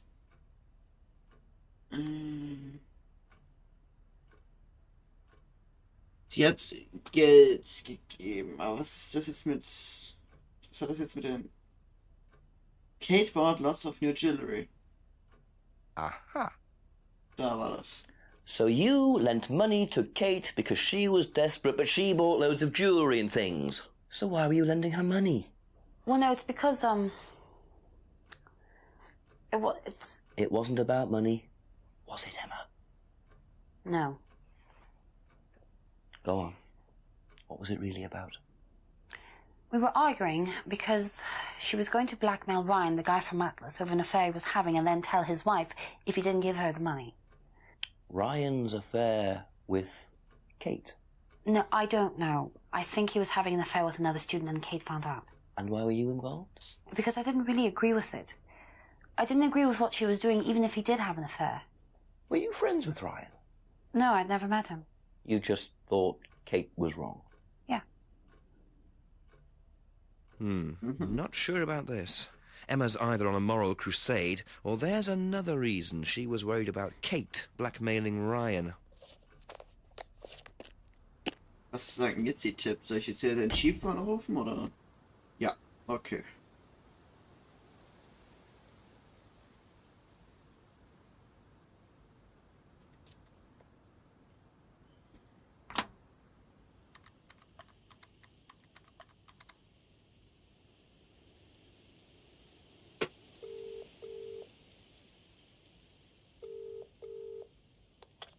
Is it Jenks by any chance? Yes, Chief. Surprise, surprise. More news. Turns out the argument between Emma and Kate wasn't about money. Apparently, Kate was going to blackmail Ryan Rand because she had information that Ryan was having an affair with a student. Emma was trying to talk her out of it. How did Emma find out about it? Well, they were friends, so I presume Kate just told her. Policemen don't presume, Jenks. They find out. If Emma was trying to talk her out of it, she must have had a reason. There's something missing, Jenks. Find out what Emma had to do with it. Okay, thanks, Chief. Bye-bye. Wieder zu Emma.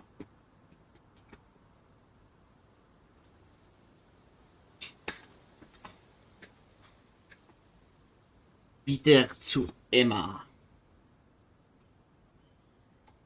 Wahrscheinlich würde ich jetzt sagen, oder? Contradiction somewhere.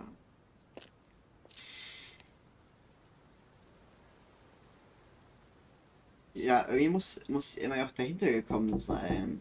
A few more questions, So if you don't weiß sie mind. es ja auch nicht, dass Kate das machen will. Tja, Junge, ist ja schon wieder krank. Sie wusste, dass Kate einen Spiegel gekauft hat. Das hat irgendwas damit zu tun? Nee, didn't see Kate Boy aufmachen, mit keinen Sinn.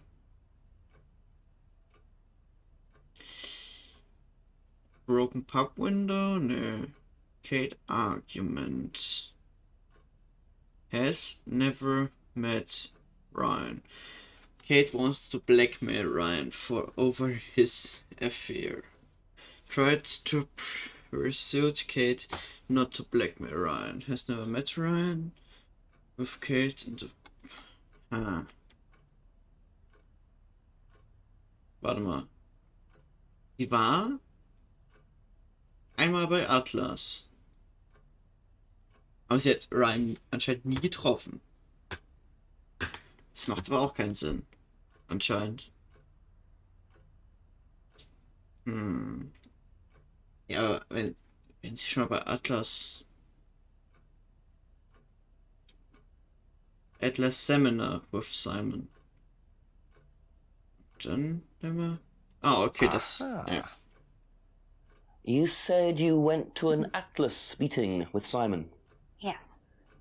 That's interesting, because I happen to know that Ryan is the main lecturer at Atlas. But you say you never met him. Why did you say you don't know him? Okay, I need to tell you something. I just need to make sure Simon doesn't find out. I won't be telling Simon anything he doesn't have to hear. And you can't tell Rebecca either. Go on. Okay, so the affair that happened was between Ryan and I. I was having the affair, and Kate knew. So Kate was blackmailing both of you? No, she didn't care about me. It was part of the course, you see, having to take all these risks. She thought it was funny to turn her back on Ryan. She thought I wouldn't care. But you did. Yes, I was already with Simon when Ryan and I, and I didn't want Simon finding out, and Kate thought that he wouldn't, but I didn't want her risking it.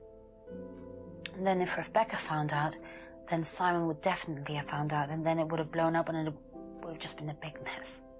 So you just argued and what? Well, she just stormed off and broke a window. And that was it? You didn't see her again that night? No. Are you sure? Yes. I promise. 7 Uhr. 8, 9, 10, 11, 12. 7 o'clock. 5 Stunden noch. So, Ryan's a bit of Lothario, is he? I think it's time I met this Ryan Rand face to face. Jetzt kann ich zu Ryan. Jetzt kann ich zu ihm, okay.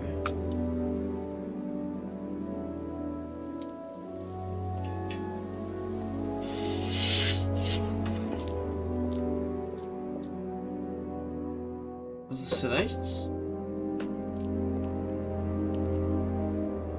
Nichts.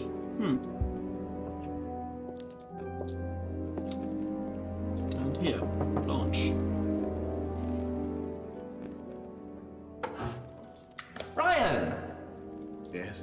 Detective Inspector Jenks. I'm conducting an investigation in the area. Wouldn't mind asking you a few questions, is that all right? Come in, Inspector. Thank you.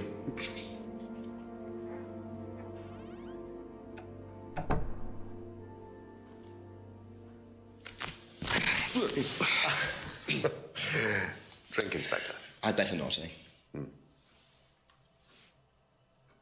So you wanted to speak to me? I believe that Kate Vine was a student at Atlas. Kate Vine? Well, yes, she was. All of this has been thoroughly investigated, Inspector. It was suicide. Well, we have reason to believe there may be rather more to it than that. Really? Well, then, in that case, I'd be prepared to assist in any way possible. Thank you. A pleasure. Und trinkt. Ja, jetzt kann ich mal wieder alles durchfragen. Okay. I believe the last time you saw Kate Vine was at the pub last Friday. Then you came straight back with some of the students. Is that right? Yes, I like to have a glass of port or two after a long day, and benefits of being married to the landlady. How did she seem that night? The landlady? Kate. Oh, Kate. Well, she was her usual self, drunk. That was usual. It was for her, yes. I mean, it didn't impair her ability, though. She was a very bright star, lots of potential, very enthusiastic. So she seemed to be enjoying the course? As far as anybody could tell, yes. When did you first meet her?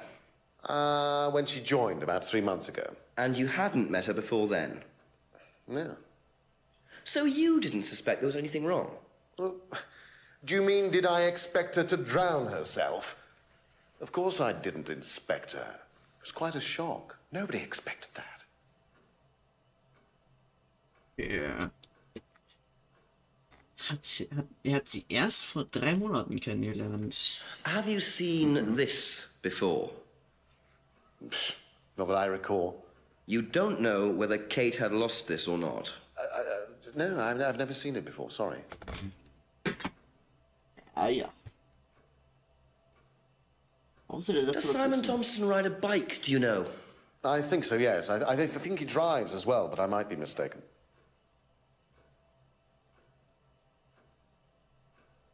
Someone also drives, but isn't sure. Ah ja. Das kann ich, das ist egal. Homebrew. Have you tried Simon's homebrew? Does he make homebrew? No, I haven't had the pleasure, sorry. Ah ja.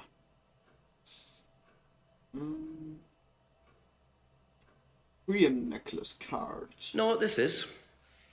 Yes, it's a freedom necklace. It's a symbol that we use on the course. It's supposed to represent freedom from the chains of your ancestry. Have you ever bought one of these? I haven't, but I've seen the students wearing them. Ah ja.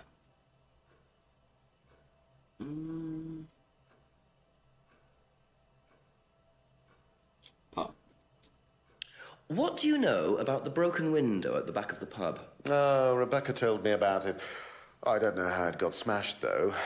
I told her to tape over it. We can't have anybody cutting themselves. You have to be very health and safety conscious these days.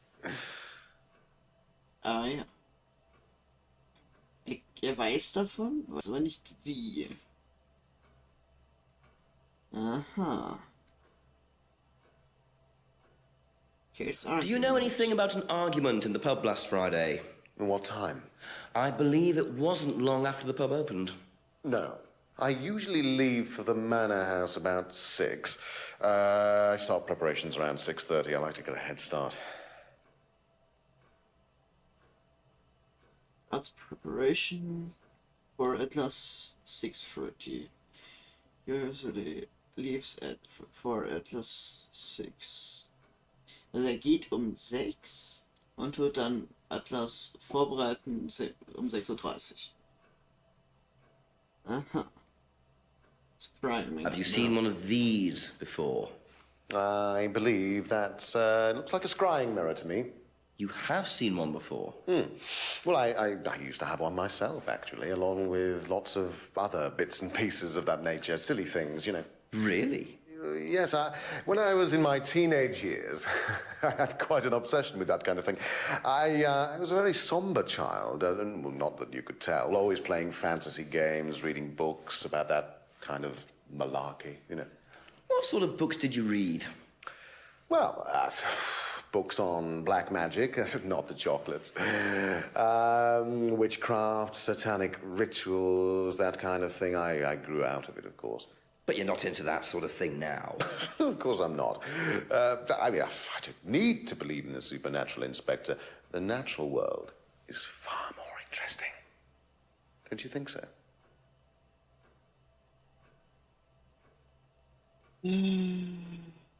Dann die Pappmaske. Can you tell me about this? Haven't seen that for a while.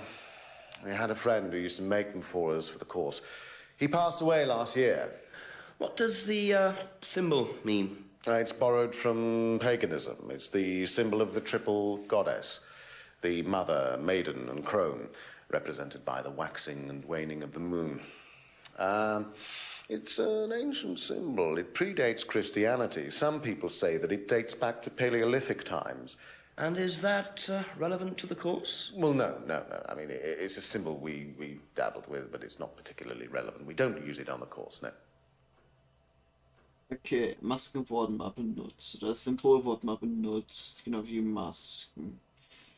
Wahrscheinlich hier dann auch benutzt worden. Tell me about this. It's the first one we ever had made. We had it designed by an agency after we'd spent weeks trying to find a name for this place. It took you weeks? Don't be like that, Inspector. I thought it was a rather grand name. Actually, if I'm being honest, I plucked it out of thin air one night in the George while I was having a few gin and tonics. Well, actually, somebody left a book and I stole it. Ah ja. Dann gehe ich mal kurz raus. That's it for the time being, thank you. Und guck mal nach. Simon. Macht der gerade was anderes, wahrscheinlich.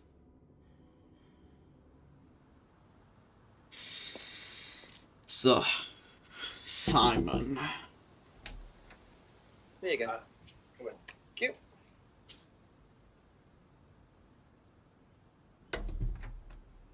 Smells nice. What is that? Chili pork. I had no idea you were a cook. Oh, no, I used to be more into it. No, I don't do it so much. Used to grow my own herbs and everything. What, here? No. At the farmhouse where I used to live. Oh, where was that? That's where James lives. Yeah, we used to share a house together. The farmer used to let us use a corner of his greenhouse to grow stuff. I didn't know you knew James that well. Well, didn't really get on. Where are the greenhouses? Well, it's just through the farmyard at the back. Interesting. Okay. Ja, dann geh ich da jetzt hin. Thank you. Probably be back later. Oh, das wird die Tipps drauf sagen wahrscheinlich. Simon say there was another greenhouse. Ja. Also dahin.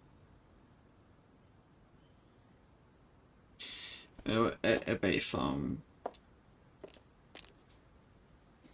Upstairs. Simon mentioned another greenhouse on the farm. Must be up the hill over there. Go further up. Ja.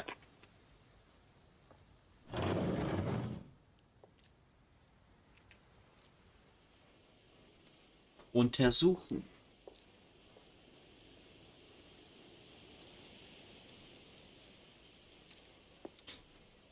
I wonder if James knows this is here. Don't know what it is, but be interesting to see what he says about it. Der wird das schon wissen, was es ist. Wäre ja komisch, wenn nicht. So, dann geht's wohl wieder runter.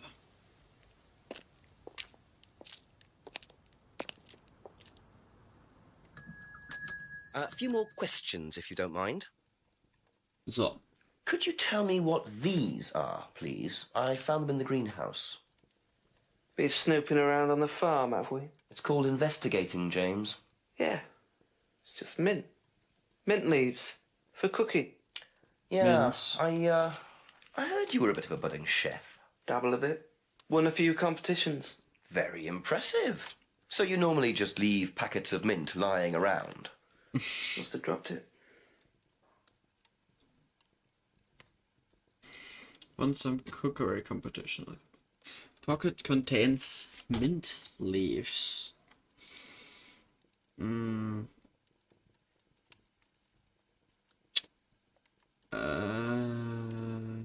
Homebrew? Herbal? Nee. Okay. That's all for the moment. Thank you. Ja, dann war's das. Jetzt erstmal wieder.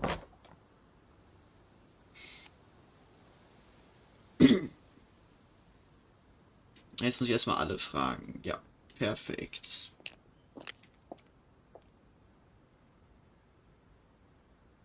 Alle Fragen gehen. Erstmal an den Pub. Was saufen. Nein, Spaß. Couple more questions, if that's okay. Packet of dried leaves. Do you know what these are? Oh, magic mint. Where did you find this? Magic mint. Salvia divinorum. I used to grow it years ago. It makes you trip. In what way? It's a hallucinogenic and legal. Quite a dangerous combination, really. Do you use it? Me? No. No, I don't even take medicines. I like to stay pure. I didn't expect Rebecca to know about growing drugs. I know she claims not to use them herself, but I'm not so sure.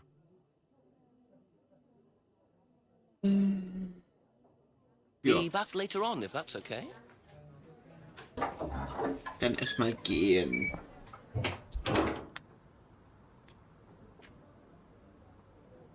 So.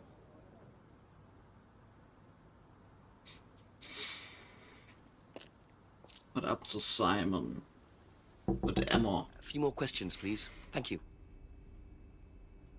Know what these are? No. Look a bit like sage leaves. Haven't seen them before, though. Not at all, no. Okay. Ever heard of Salvia divinorum? Salvia divinorum? Magic mint, same thing. Oh, yeah, you mean the drug? Yeah, I've heard of that. Yeah, ever tried it? Like, once or twice, yeah. But it's not really my sort of thing. It messes with your brain. I've never tried any other drugs either. Well, nothing like that. Nothing hallucinogenic. Hasn't seen the leaves before. Has tried a few times.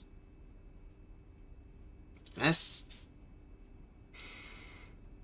Ah ja, hat sie Okay, noch nie that's it for gesehen, now. aber Thank you. hat schon probiert. Ah ja, okay. You know what these are by any chance? No. Sorry. I don't know anything about plants or things like that, but you should ask Rebecca. She used to live on a farm. She'd know. Und das. Ever heard of Salvia divinorum? Yeah, I've heard of it. It's a drug, isn't it? Yeah, hallucinogenic drug. Ever tried it? No, I've never taken any illegal substances. Illegal. Ah ja. Doesn't know about anything. Plants. Okay. Thank you. Ah, ja. Probably be back later. Was sagen die Tipps? Better try the woods again. Gehe ich mal aber da gerade aus.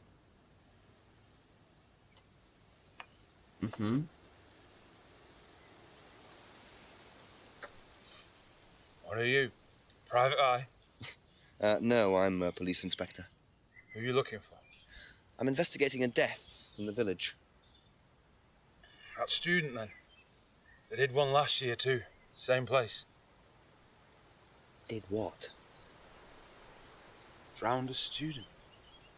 Ask that psycho about it. He runs that business cult thing up at the big house.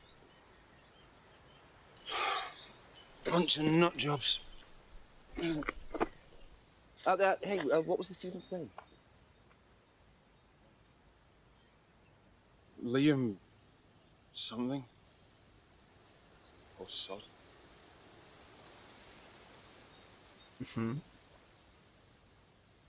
Atlas's reputation precedes them. I think I might call the station, find out a bit more about this Liam.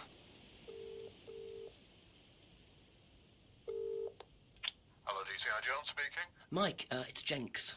Jenks, I thought you clocked off tonight. Yeah, the chief's put me on a case tonight, the Edenton girl. Friday night, you poor sod. I thought that was sorted out anyway. I wish it was. Listen, are you near a computer? I can be. Yeah, go on. Do you know anything about a death last year? Someone called Liam in Edenton Village? Don't remember it. Hang on, let's have a look. Edenton Village. Yeah, Liam Rogers. Says suicide last year. Suicide? Hang on, 2 suicides in 2 years, both on Edenton. Blimey, you've got your work cut out, Jenksy. Yeah, don't I know it? Right, well, good luck with that. See you Monday. Thanks, Mike. Okay. Okay. Ja, kann ich wieder hier anfangen. Ring the doorbell. Ask you a couple more things, please. Salvia Ever heard of Salvia divinorum, James? What's that, skin cream? It's not a skin cream, no. It's a plant. Really? Don't know much about plants. So you've never heard of Salvia? No.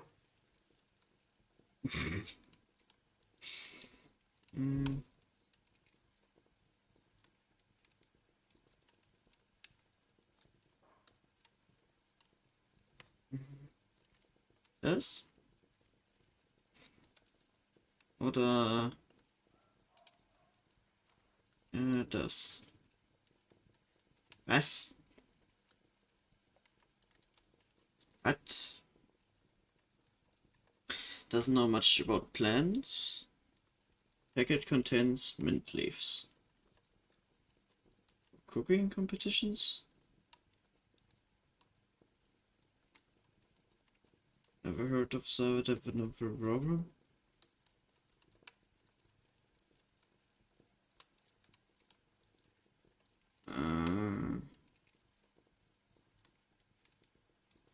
Ja. Did you know Liam? Liam who? Liam who died. You mean Liam who killed himself? Yeah. He was in my year, on a different course. What course was Liam on? Can't remember, not mine. What was yours? Plant science. First time I knew about Liam was when he killed himself. Right, so you didn't meet him? No. Mhm.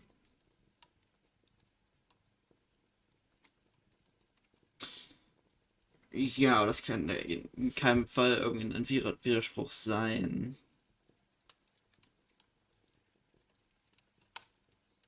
Oder?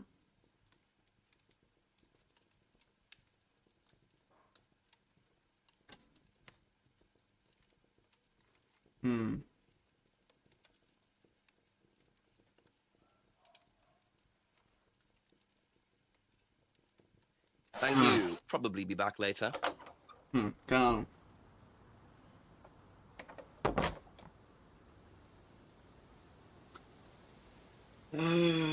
Might be worth checking the woods again. Immer noch? So immer noch durch den Wald laufen? Ja, komme ich nicht wieder hin. Ich glaube erstmal den Weg ab. Komm nochmal bei Rebecca vorbei und Simon und Emma. Kann ich direkt fragen. Just a few more questions, if you don't mind. Liam. What do you know about Liam? You mean Liam who took his life? He used to play in a band, Black Rock or something? No, Black Stone. Very gothic. I used to let them play in here sometimes at the weekends. They were quite good.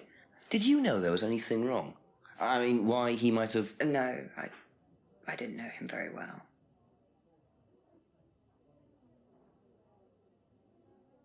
That's all for the moment, thank you. Dann gehe ich mal wieder.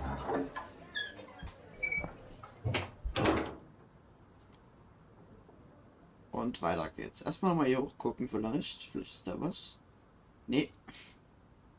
Da ist nichts. Dann wieder Simon und Emma. Ask about a few more things, please. Simon. What do you know about Liam? Liam? Local lad. Took his life. Oh, that Liam. Yeah, I heard about him. But you didn't know him? No, I know he went to college, but didn't really know him. It's sad, though. Er weiß, zum College ging, aber er kannte ihn nicht. Also er hat von ihm gehört, aber kannte ihn nicht. Okay. Be back later on, if that's okay. Oh, ich muss doch mal zu Emma gehen. Scheiße. Muss hier machen halt. Couple more questions, if that's okay. Liam. What do you know about a student called Liam? Committed suicide last year. Nichts wahrscheinlich. Only that I didn't know him really well. Okay. Ja, also nichts. Thank you. Probably be back later. Gut, dann geht's jetzt weiter in den Wald.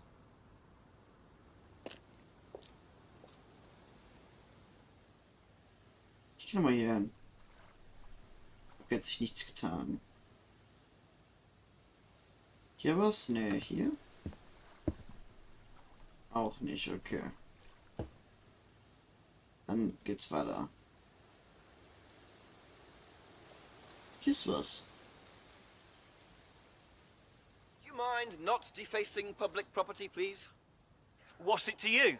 Well, I'm a policeman. And that's supposed to make what difference exactly?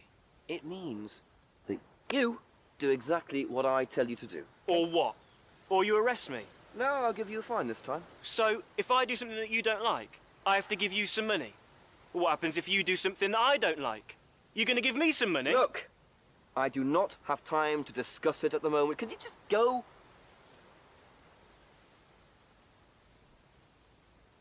Pathetic.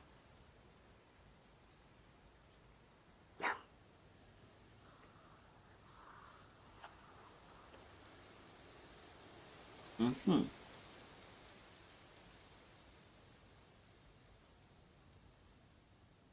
Ja. What a prize brat. But why would he carve that into a tree? Either he's a die-hard rock fan, or there's more to that symbol than meets the eye. Mhm. Erstmal gehe ich zu Ryan. Dann gehe ich zurück. Aber nicht durch den Wald. Wenn ich immer noch hier rein. Oh. Aber immer noch ist hier nichts. Dann hier hin. Few more questions, please. Ich bin vieles gefragt. Ich fange hier an. Do you know what this is? Looks like chopped tea bags to me. What is it? I just thought you might know. I don't know anything about plants, Inspector. What you should do is ask Rebecca. She knows far more about these things than I do. Messy things, growing things. Yeah. Have you ever heard of Salvia divinorum? No. What is it? It's a hallucinogenic plant. A legal one. At least for the moment. I've no interest in drugs, Inspector. My job. That's the only drug I need. As trite as that may sound. Do you know any students who may have used hallucinogens? No. No, my students aren't interested in that kind of thing. Besides, no one is allowed drugs or alcohol onto the site. I don't think anyone has ever brought drugs to Atlas. Do you have any medicines on site at all? No, we're not allowed. Insurance purposes. It doesn't allow drugs or alcohol onto Atlas premise.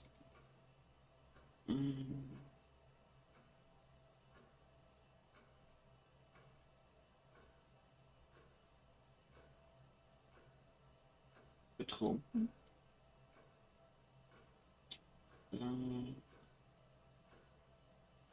Aber naja.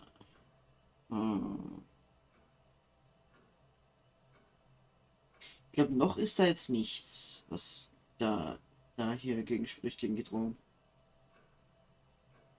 Noch. What can you tell me about Liam? Oh, Liam. You mean the boy who committed... Very unfortunate, isn't it? Did you know him? Oh, yes. Well, when I say know him, I met him in the pub. Seemed very happy sort of person. Well, I say he seemed happy. He can't have been, can he?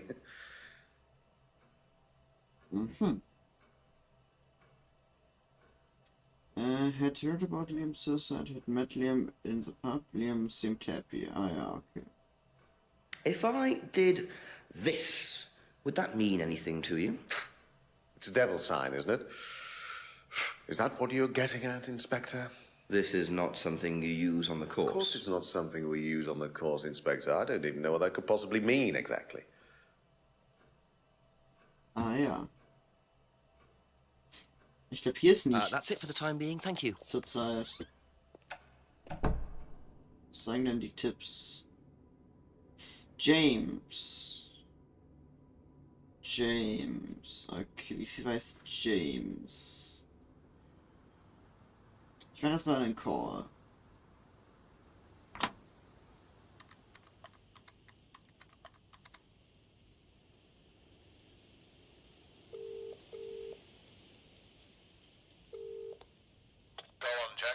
Chief, I've been asking around about Liam, the student who died last year. Quite a few people knew him, it turns out. Also, I've found out that Simon Thompson used to live with James Wilson at the farm. They used to use the farmer's greenhouse to grow herbs. Really? Two students growing their own plants? Sounds a bit dodgy. Exactly what I thought, sir. Which is why I went to have a look at the greenhouse at the farm. Found a packet of leaves, which turns out to be something called Salvia divinorum. Hallucinogenic plant. Legal, unfortunately. Yeah. And what does James Wilson say about that, eh? Not much. We'll have another word with him. Find out what he does know. Okay. Will do, Chief. Ja, Chief sagt auch, ich soll mit James noch mehr reden. Ask you a couple more things, please.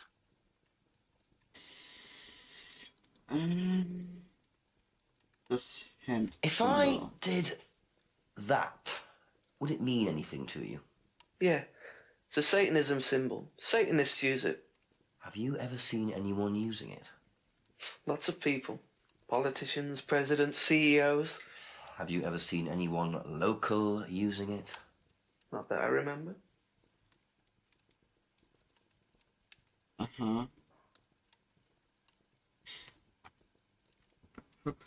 Ich glaube, hier ist irgendwas bei dem.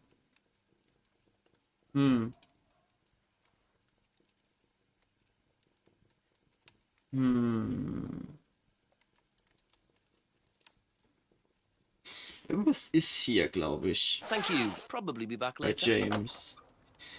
Aber ich weiß nicht, ob hier noch was fehlt.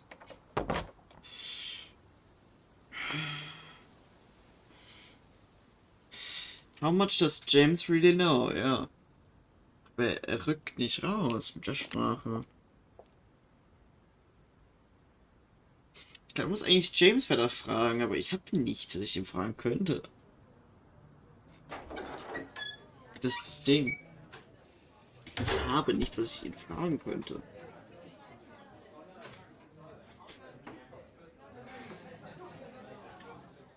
A few more questions, if you don't mind.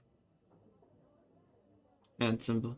If I did this, would that mean anything to you? Why, is it meant to mean something? No, it's okay.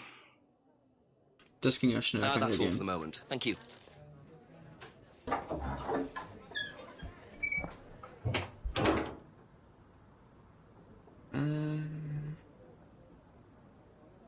So, ich muss hier hingehen, ja. Ich mal zu dem. A few more questions, if you don't mind. If I did this, would that mean anything to you? Who did you see doing that? Someone in the woods, carving it into a tree. That was Kyle. It's a guy from the course. He's an idiot. And where does he live? I can't remember. Somewhere outside the village. The three fingers thing is something the students started doing. It's something from the course. The three freedoms. The what?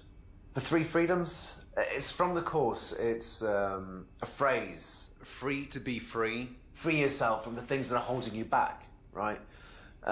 Things that stop you being successful. What are they? There's fear of failure, guilt, and doubting, self-doubt. You believe that? Yeah.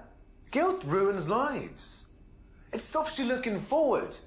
It serves no practical purpose. It's basically destructive. Right.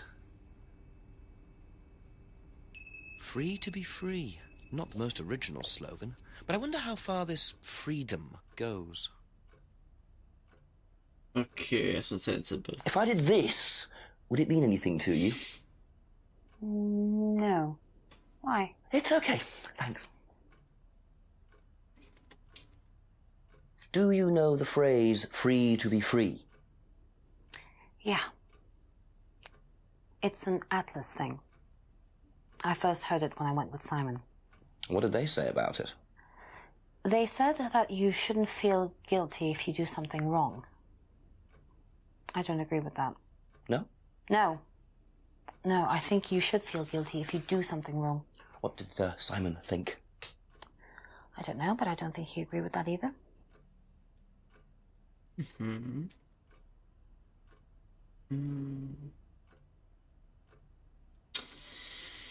Be back later on, if that's okay. Ich geh mal zu Ryan. Damit. Das interessiert mich jetzt.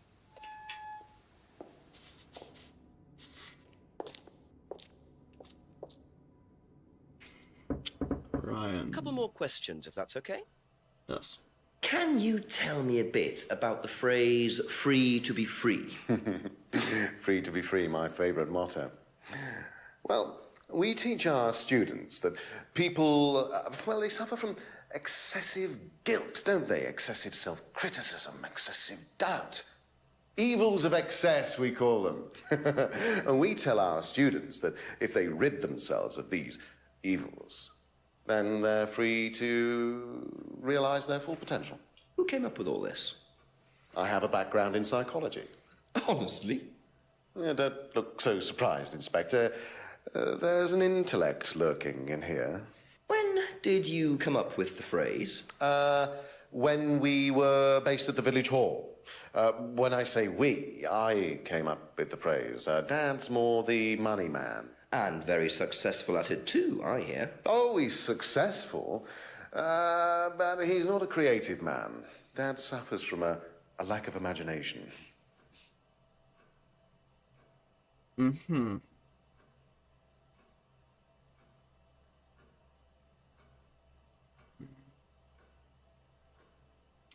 Ich kenne das mit den Fingern nicht. It said that you didn't know how the finger sign could be used on the course. Invented based on the villager. Rid of goods. Oder dann vielleicht doch das hier? Nee, hä? Wird das nicht irgendwas damit zu tun haben? Vielleicht, ich weiß es nicht.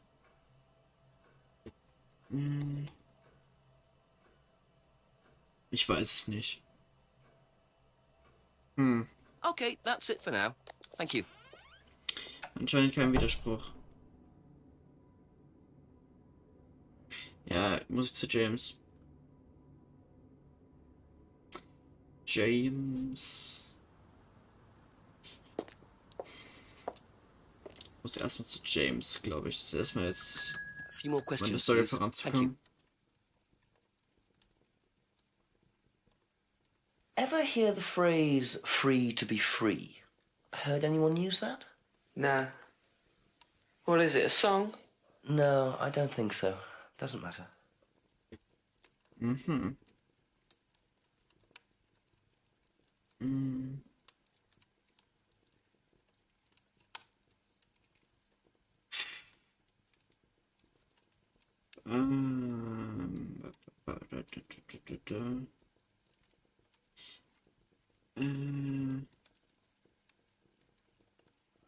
Aber wenn er da ist, wenn er weiß, dass er da ist.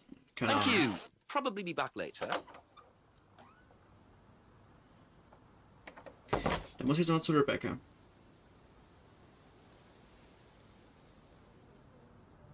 Hab ich hier sonst noch irgendwas? Nee, muss noch Rebecca fragen.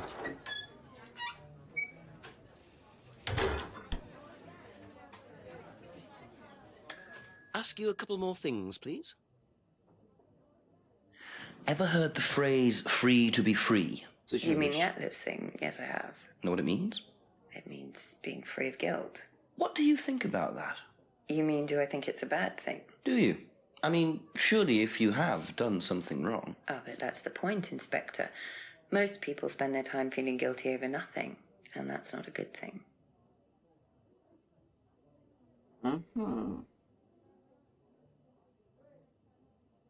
Ah ja. Thank you. Probably be back later. Da. How much does James really know? Ich muss James ausfragen, ja. Aber wie? The chief suggested finding out what James. Okay. Ah ja, okay, das hält mir noch mal an. Aber egal. Go on, Jenks. Chief, I've been asking around about Liam, the student who died last year. Quite a few people knew him, it turns out. Also, I've found out that... Weil es geht ja um das Silvia Divinorum. Es geht um das Silvia Divinorum. Wie viel James dazu weiß. Das ist das Falsche. Aber okay. Wie viel weiß James zu diesem Silvia Divinorum?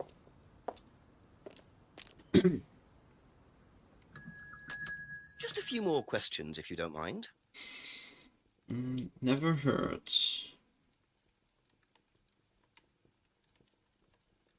Fact contains with mint leaf. Aber es ist ja anscheinend, naja, nicht richtig. Doesn't know much about plants. Aber irgendwas ist da noch.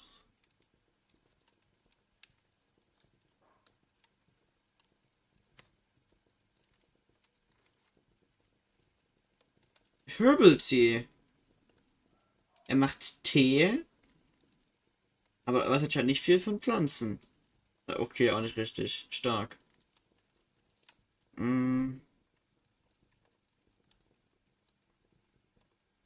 Hecht contains with mint leaves. Dann vielleicht Herbal Tea?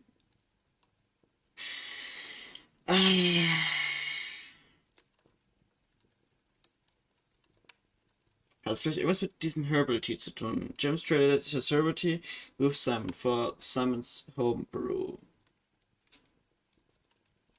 Er sagt doch, er wüsste nicht viel von Pflanzen. Never heard of Salvia. Ja.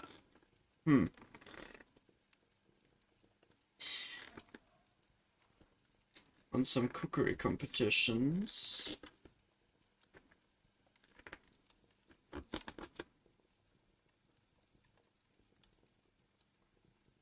Records. James' degree is in plant scientist. Aber er wüsste nichts von Pflanzen. Aha. So, your degree is in plant science, but you don't seem to know anything about plants. Well, still got a lot to learn. So you're still saying you've never heard of salvia? Didn't say that. So you have? Maybe. And you do grow it? Yeah, it's legal, why not? What do you do with it? I use it for explorative purposes, meditation. And does this involve anybody else? Why?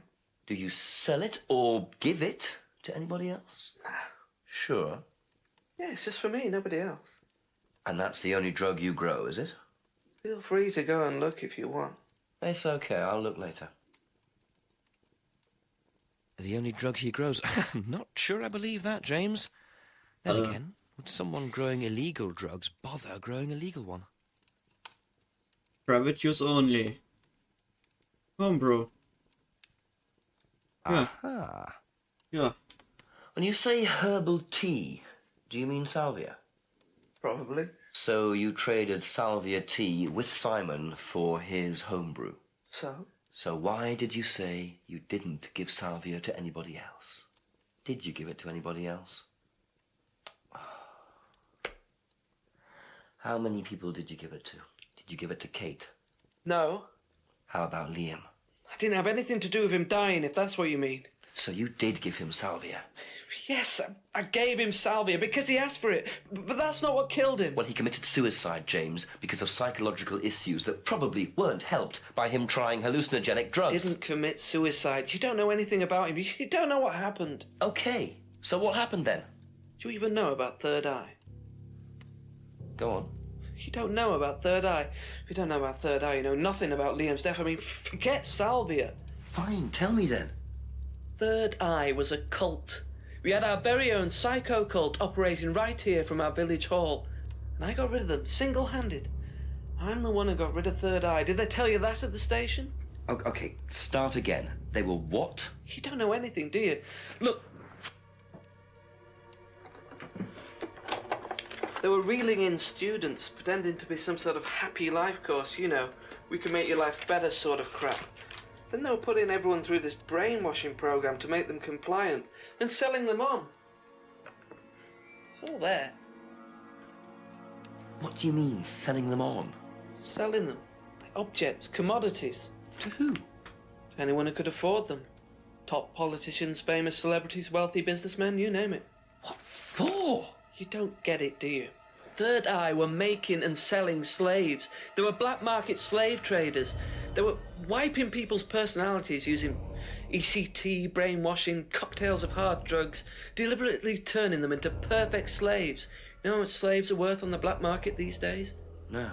Millions. And I'm talking per slave. That's why anyone who stood up to them and threatened to go public like Liam was just killed off. They didn't give a damn. So you're saying Liam was murdered by Third Eye? Exactly what I'm saying. So I started looking into it. They were all saying it was suicide, but there's no way. So, did you ever actually meet Liam? Found out about him. And how did you find out about all this other stuff? It's obvious, you can tell. I met some of the students. You could see straight away there was something wrong. They were like zombies. You know, I can tell when someone's got ECT damage or when they've been through mind conditioning. It's just obvious. I mean, US military used all these techniques back in the 50s. It's all documented, you can read about it. They showed all the same signs. So, did you ever actually go to a meeting? No, but I knew what went on. How? From what people said who'd been through it. Okay, so do you know anyone I could speak to who did go through it? Well, no. Look, it doesn't matter. Why did they close down if it wasn't true? They just closed down and disappeared overnight after I put all the flyers up. Bit of a coincidence. But that was just after Liam died. Yeah. And do you think that had anything to do with it? Maybe, but it was the flyers that forced them to close. Okay. Do you mind if I keep this? Yeah, you investigate it. It'll all come out. Third Eye definitely killed Liam.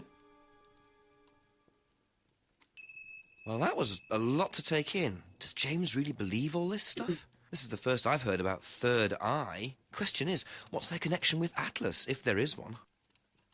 Ist keine Stunde vergangen. The moment. Thank you. Ich hab gedacht, es ist wieder eine Stunde vergangen. Was? Wie lange vergeht denn die Zeit hier? Ja, ich mit allen nochmal reden. Eigentlich wollte ich jetzt vielleicht beenden. Ja, warum ist jetzt immer noch nicht?